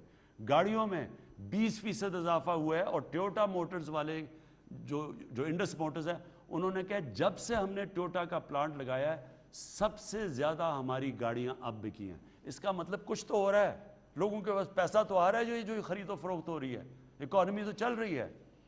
फिर कराची, जो कराची स्टॉक एक्सचेंज है, वो ब्लूमबर्ग कहता है कि बेस्ट परफॉर्मिंग स्टॉक एक्सचेंज है। 66% उसमें इजाफा हुआ है। फिर आईटी की एक्सपोर्ट्स, ये जो हमारा आगे फ्यूचर है आईटी का, आईटी की एक्सपोर्ट्स में 44% हमारी आईटी की एक्सपोर्ट्स बढ़ी हैं इस साल। अच्छा, अब आ जाएं, 65% हमारी पब्लिक तो रहती है देहात में। अब ये लोग जब कहते हैं जी मुल्क तबाह हो गया, आज ज़रा देहात के अंदर हालात देखें। एक तो आपको नज़र आ गया होगा कि अगर ट्रैक्टरों के अंदर सेल 58% हुई है तो कुछ तो, और ये जो मोटरसाइकिल के देहात के अंदर कुछ तो चेंज आया होगा, और वो मैं बताता हूँ क्यों आया। पहले तो हमने कानून पास किया कि गन्ने जब किसान अपना गन्ना लेके जाता है शुगर मिल के अंदर, उसको उसी वक्त पैसा देना चाहिए। पहले किसानों से जुल्म होता था, कटौती होती थी। उसको अगर गन्ने की कीमत 180 है तो उसको 120 पे फारग कर देते थे, उसको एक साल पैसा नहीं देते थे। हमने कानून बनाया कि गन्ने वाले जो बेचारा किसान मेहनत करता है सारा, उसको उसी वक्त पैसा मिलेगा। कभी गन्ने वालों को इतना ज़्यादा पैसा नहीं मिला जितना हमारे दौर में मिला है, और उसकी वजह से गन्ने की जो प्रोडक्शन है वो 22% गन्ना की प्रोडक्शन बढ़ी है पाकिस्तान में। मूंगी चावल 13.6% बढ़ा है, क्योंकि किसानों के पास पैसा आया है, पहली तरह उनको पैसा मिला है। गंदम के अंदर हमने उनको जो रेट्स दिए, अब गंदम के 500 अरब रुपया गया गंदम, सिर्फ गंदम के लिए इजाफी किसानों के पास। जो मकई है 27.4% मकई बढ़ी है पाकिस्तान में, जिसकी प्रोडक्शन बढ़ी है। लाइफ स्टॉक 2.6%, इसमें हमें काफ़ी काम की ज़रूरत है। हमने कैलकुलेट किया है कि 1100 अरब रुपया इजाफी किसानों के पास किया है इस साल। तो जो इस वक्त जब हम बात करते हैं कि बुरे हालात हैं, तो जो 65% पाकिस्तान जो देहातों में रहता है, उनके पास तो कभी इतना पैसा आया ही नहीं जितना आप पहुंचा है। तो ये जो बैठ के हम कर रहे हैं, कभी पूछे जाए किसानों से, तो पूछें कि उनको पहले से हालात कैसे हैं। और ये अभी रुके नहीं, अभी इंशाअल्लाह जो आगे हम चीज़ें करने जा रहे हैं, किसान कार्ड लेके आए हैं। अब हम करेंगे क्या कि किसान को अगर हमने किसी चीज़ में उसको हमने सब्सिडी देनी हो, डायरेक्टली कार्ड के थ्रू उस किसान के बैंक में आएगी, मिडल मैन नीचे से निकल जाएगा, जो पैसे काटते थे बेचारों को मिलता नहीं था। फिर हमने ये भी फैसला किया कि हर किस्म का, यानी अगर कोई मुश्किल आती है किसान के ऊपर, हमने पैसे दे रहे हैं, हमने खाद के लिए अगर किसान को हमने सब्सिडाइज करना है, हम अब डायरेक्टली, ये जो पंजाब ने शुरू किया, ये इंशाल्लाह केपी में भी आ जाएगा, डायरेक्टली किसान को पैसा पहुंचेगा उसके पास। कोई बीच में उसके आदमी नहीं होगा जो कि उसको तंग करेगा या पैसा काटेगा। तो मैं ज़रा आप सवाल ये पूछता हूँ कि जब हमारी एक्सपोर्ट्स बढ़ रही हैं, जब हमारी इंडस्ट्री बढ़ रही है, जब ये रिकॉर्ड सेल्स हो रही हैं, तो ये जो बैठ के हर रोज़ हमें मायूस कर देते जी मुल्क तबाह हो गया, मारा गया, ये उस वक्त हो रहा है जब दुनिया की इकोनॉमीज़ कॉन्ट्रैक्ट कर रही हैं। आप हिंदुस्तान के हालात देखें, आज 22 करोड़ लोग, मैं फिर से कहता हूँ, कोरोना की वजह से गुर्बत की लकीर के नीचे गए हैं। अब और बरतानिया में देखें, 10% उनकी इकॉनमी कॉन्ट्रैक्ट की है। उस दौर के अंदर ये पाकिस्तान के अंदर हमने अपनी इकॉनमी को भी बचाया है, अपने लोगों को भी कोरोना से बचाया है अब तक। और माशाअल्लाह हमने अपनी इस वक्त मुल्क को उधर रख दिया है कि इंशाअल्लाह अगर हम इसी तरह चलते रहें तो हम वही उस खुशहाली की तरफ जा रहे हैं जिसकी तरफ हमारी कोशिश थी। आखिरी 2 कॉलर से अब हम बात करेंगे। हमारे साथ हैं लाइन पर कौन? जी अस्सलाम वालेकुम। अस्सलाम वालेकुम। जी वालेकुम सलाम। कौन सा बात कर रहे हैं? मैं जी डॉक्टर शाहिद अब्बासी बोल रहा हूँ पिंडी से। जी जी डॉक्टर साहब। जनाब, मेरा प्राइम मिनिस्टर साहब से सवाल ये है, पहले तो उनको सलाम देना चाहता हूँ। जी जी। तो दूसरी बात ये है कि बहुत सारे मामला हैं जिस पे वो अपना रिजाल्ट जाहिर करते हैं कि माफिया से लड़ना है, गुर्बत से, और बहुत सारी चीजें। लेकिन मैं कि जिस चीज पे वो बिजा तौर पर फख्र कर सकते हैं वो है उनका माहौलियात और एनवायरनमेंट, उनका काम, जिसको इंटरनेशनली भी एक्लेम किया गया है। मेरा ताल्लुक मरी से है, तो मैं यहाँ प्राइम मिनिस्टर साहब की तवज्जो इस पर दिलाना चाहता हूँ कि मरी की कुदरती हुस्न जो होता है और बेहंगम जिस किस्म की वहाँ कंस्ट्रक्शन हो रही है, उसने तो बिल्कुल मरी का बेड़ा गर्क करके रख दिया।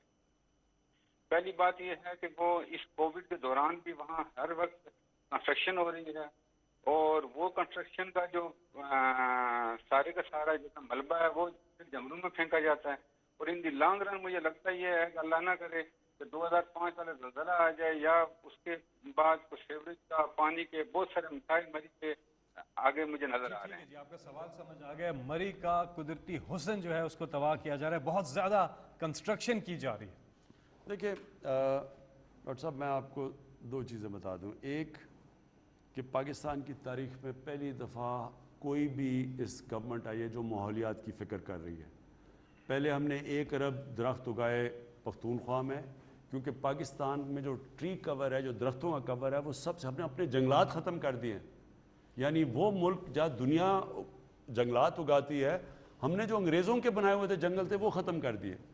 तो ये पहली हुकूमत आई है जिसने पहले पख्तूनख्वा के अंदर 1 अरब दरख्त उगाया, अब 10 अरब दरख्त उगा रहे हैं। और शहरों के अंदर अर्बन फॉरेस्टेशन कर रहे हैं। ये जो मियावाकी एक टेक्निक है जिस पे एक थोड़े इलाके में आप दरख्त उगाते हैं जो बहुत ज़्यादा ऑक्सीजन देती है, जो पोल्यूशन को फाइट करती है, क्योंकि हमारे शहरों के अंदर पोल्यूशन बड़ी तेज़ी से जा रही है। ये दूसरी आपने जो बात की अनप्लान्ड कंस्ट्रक्शन, उसकी सबसे पहले तो हम अब मास्टर प्लान्स बनाने लगे हैं। शहरों के मास्टर प्लान ही आउटडेट हो गए हैं। इस्लामाबाद 20 सालों में 1.5 गुना ज़्यादा बढ़ गया है। लाहौर पिछले 20 साल में 1.5 गुना से भी ज़्यादा बढ़ गया है। तो जब ये शहर इतनी तेज़ी से बढ़ेंगे और प्लानिंग के बगैर, तो आगे तो बहुत बड़े मसले मसाइल हैं। लिहाजा हमने सबसे पहले मास्टर प्लान्स बनाए शहरों के। उस मास्टर प्लान के अंदर कौन से ग्रीन इलाके होंगे वो, फिर बाय लॉज के कंस्ट्रक्शन कैसे होनी चाहिए, ये सारे आपने जो बात की मरी और नतिया के लिए, हमने अपनी आंखों के सामने है। मरी को तो ख़ास तौर पे तबाह होते देखा है, क्योंकि कोई अनप्लान कंस्ट्रक्शन, रूल्स रिलैक्स कर देते, ताकतवर जो मर्जी करे, वहाँ पूछता कोई नहीं था।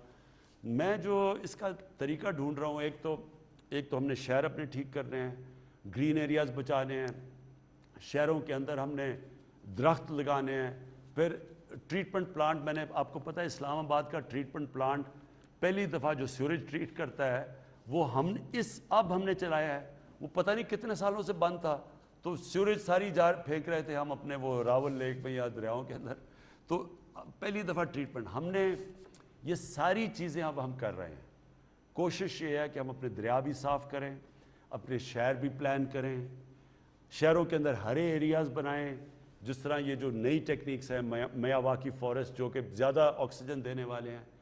फिर अब नए हमने टूरिज़्म, जिस तरह मरी और नतिया गली है, इस तरह के मैं पाकिस्तान के अंदर 20 और ऐसे हमने अब टूरिस्ट के स्टेशन बनाने। हमारे पास बहुत जगह हैं पाकिस्तान में, अंग्रेज़ों के बाद हमने कभी सोचा ही नहीं कि हम भी यहाँ कोई एक टूरिज़्म की जगह बना सकें। तो अब हम वो चूज़ हमने की हुई हैं पख्तूनख्वा के अंदर, लेकिन अब हम उनको डेवलप करेंगे बाय लॉज के साथ।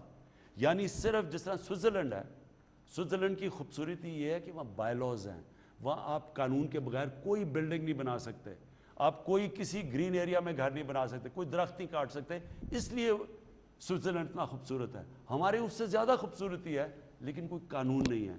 तो वो कानून के साथ इंशाल्लाह हम अब अपने ये जो सारे अपनी टूरिज़्म के लिए नए हम अब अपने ये स्टेशंस खोलेंगे। जी, आखिरी कॉलर आज की इस नशस्त के हमारे साथ कौन है जी? अस्सलाम वालेकुम। वालेकुम सलाम फैसल भाई, मेरा नाम शेख मोहम्मद उस्मान है जी, और मेरा ताल्लुक मीरावाली से है जी, और मैं एक ओवरसीज पाकिस्तानी दुबई में मुकीम। जी जी, मेरा क्वेश्चन जो खान साहब से है वो रिगार्डिंग ओवरसीज पाकिस्तानी होने के नाते से एक पैलेस्टीनियन इशू से है कि 7 मई को इसराइली फौज ने मस्जिद अक्सा में मुसलमानों के ऊपर और फलस्तीनियों के ऊपर हमला किया, और वो जो कि बहुत ही अफसोसनाक वाक़या था। इसके ऊपर हम कब we'll take 1 step forward from the PM, as क्योंकि वो हमारे प्राइम मिनिस्टर हैं और ट्रिकल डाउन इफेक्ट होगा। हम कब सिर्फ बुरे को बुरा कहने से ही गुजारा करेंगे, और इससे 1 स्टेप फॉरवर्ड होगी। और मेरा दूसरा क्वेश्चन ये है कि revival of agriculture graduate scheme, मैं as an agrarian agriculture graduate आज से करीबन 5 से 7 साल पहले एक स्कीम अनाउंस हुई थी फॉर एग्रीकल्चर ग्रेजुएट, जिसमें 12.5 किले और 25 किले जमीन अलॉट की गई थी एग्रीकल्चर ग्रेजुएट को, जो कि स्कीम नहीं चल सकी और खत्म हो गई। अगर हम ग्रीन रेवोल्यूशन और रिवाइवल ऑफ एग्रीकल्चर लाना चाहते हैं as per the vision of Khan साहब, तो इस स्कीम का बहुत हेल्पफुल होगा। और एक और रिक्वेस्ट है कि एग्रीकल्चरल प्रोफेशनल को आप मिनिस्टर ऑफ एग्रीकल्चर लगा के देखें। सही है जी, बहुत बहुत शुक्रिया। आखिरी सवाल, इसलिए मैं इसका भी जवाब देता हूँ। सबसे पहले कि जो फ़लस्तीनियों पर जुल्म किया है इसराइल ने, और वो भी उस रात पे 27वीं रात में और मस्जिद अल-अक्सा में, मैंने तो उसकी मज़म्मत की है, लेकिन मैंने शाह महमूद कुरैशी को, अपने फ़ॉरेन मिनिस्टर को कहा है कि वो तुर्की के फ़ॉरेन मिनिस्टर से भी इमीडिएटली बात करें, सऊदी अरेबिया के फ़ॉरेन मिनिस्टर से बात करें। मैंने प्रिंस मोहम्मद बिन सुल्तान से ख़ुद हमने जो बातें की थी इस्लामोफोबिया के ऊपर, कि जिस तरह इस्लाम के ख़िलाफ़ आप जो ओवरसीज़ पाकिस्तानीज़ हैं वो ज़्यादा जानते हैं कि ये पूरा एक ओवरसीज़ पाकिस्तानीज़ के ख़िलाफ़, पाकिस्तानी यानी मुसलमानों के ख़िलाफ़ ये जो कैंपेन चल रही है इस्लामोफोबिया की, इस पर भी हमने इकट्ठी बात की कि हमें एक सबको मिल के इसका मुकाबला करना चाहिए। एक मुल्क कुछ नहीं कर सकता, हम एक जो भी करेंगे ना वो एक मुल्क को अहमियत नहीं देते, लेकिन अगर हम मुसलमान मुल्क मिल के करेंगे उसका ज़्यादा इम्पैक्ट पड़ेगा। वही हम कोशिश कर रहे हैं कि ये जो इसराइल ने जुल्म किया फ़लस्तीनियों पे, पहले तो इसके ऊपर करें और फिर ओवरऑल इस्लामोफोबिया को लें। एग्रीकल्चर की बात की आपने, सबसे ज़्यादा पोटेंशियल पाकिस्तान का एग्रीकल्चर में। हम अब एग्रीकल्चर के अंदर जो अपनी ज़राई इस्लाहत में मैं आप सबको बताना चाहता हूँ कि हमने इसके ऊपर ज़बरदस्त काम किया। हम अब आपके सामने हर 2 हफ्ते के बाद एक नई इस्लाहत लेके आएंगे।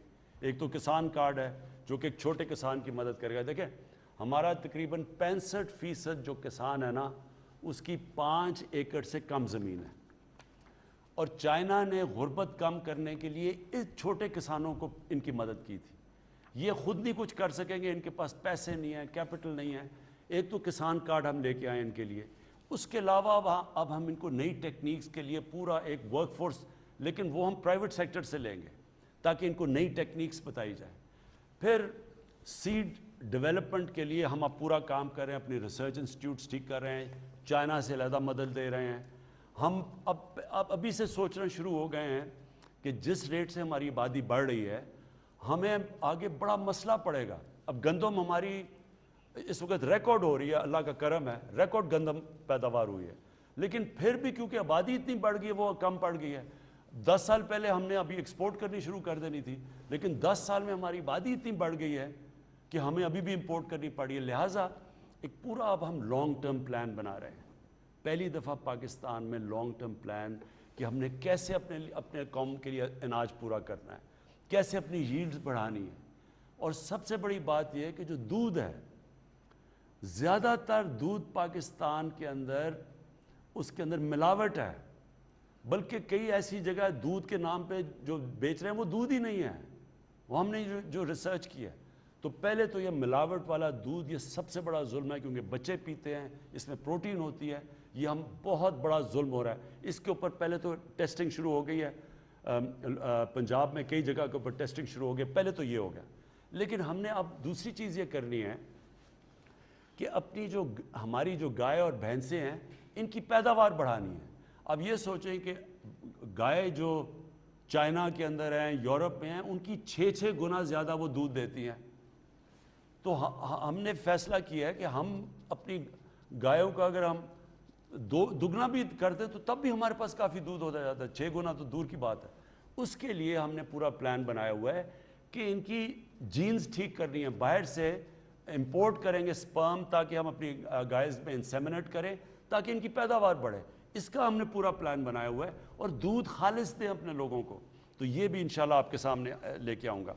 लेकिन जो मैं आखिर में अपनी कौम से कहना चाहता हूँ, देखें, ये अपने जहन में डाल लें कि 2 चीज़ें हैं जो इस कौम को उठाएंगी। वो 2 चीज़ें हैं जो कि हमारे नबी सल्लल्लाहु अलैहि वसल्लम ने मदीना की रियासत की बुनियाद रखी थी उस पर।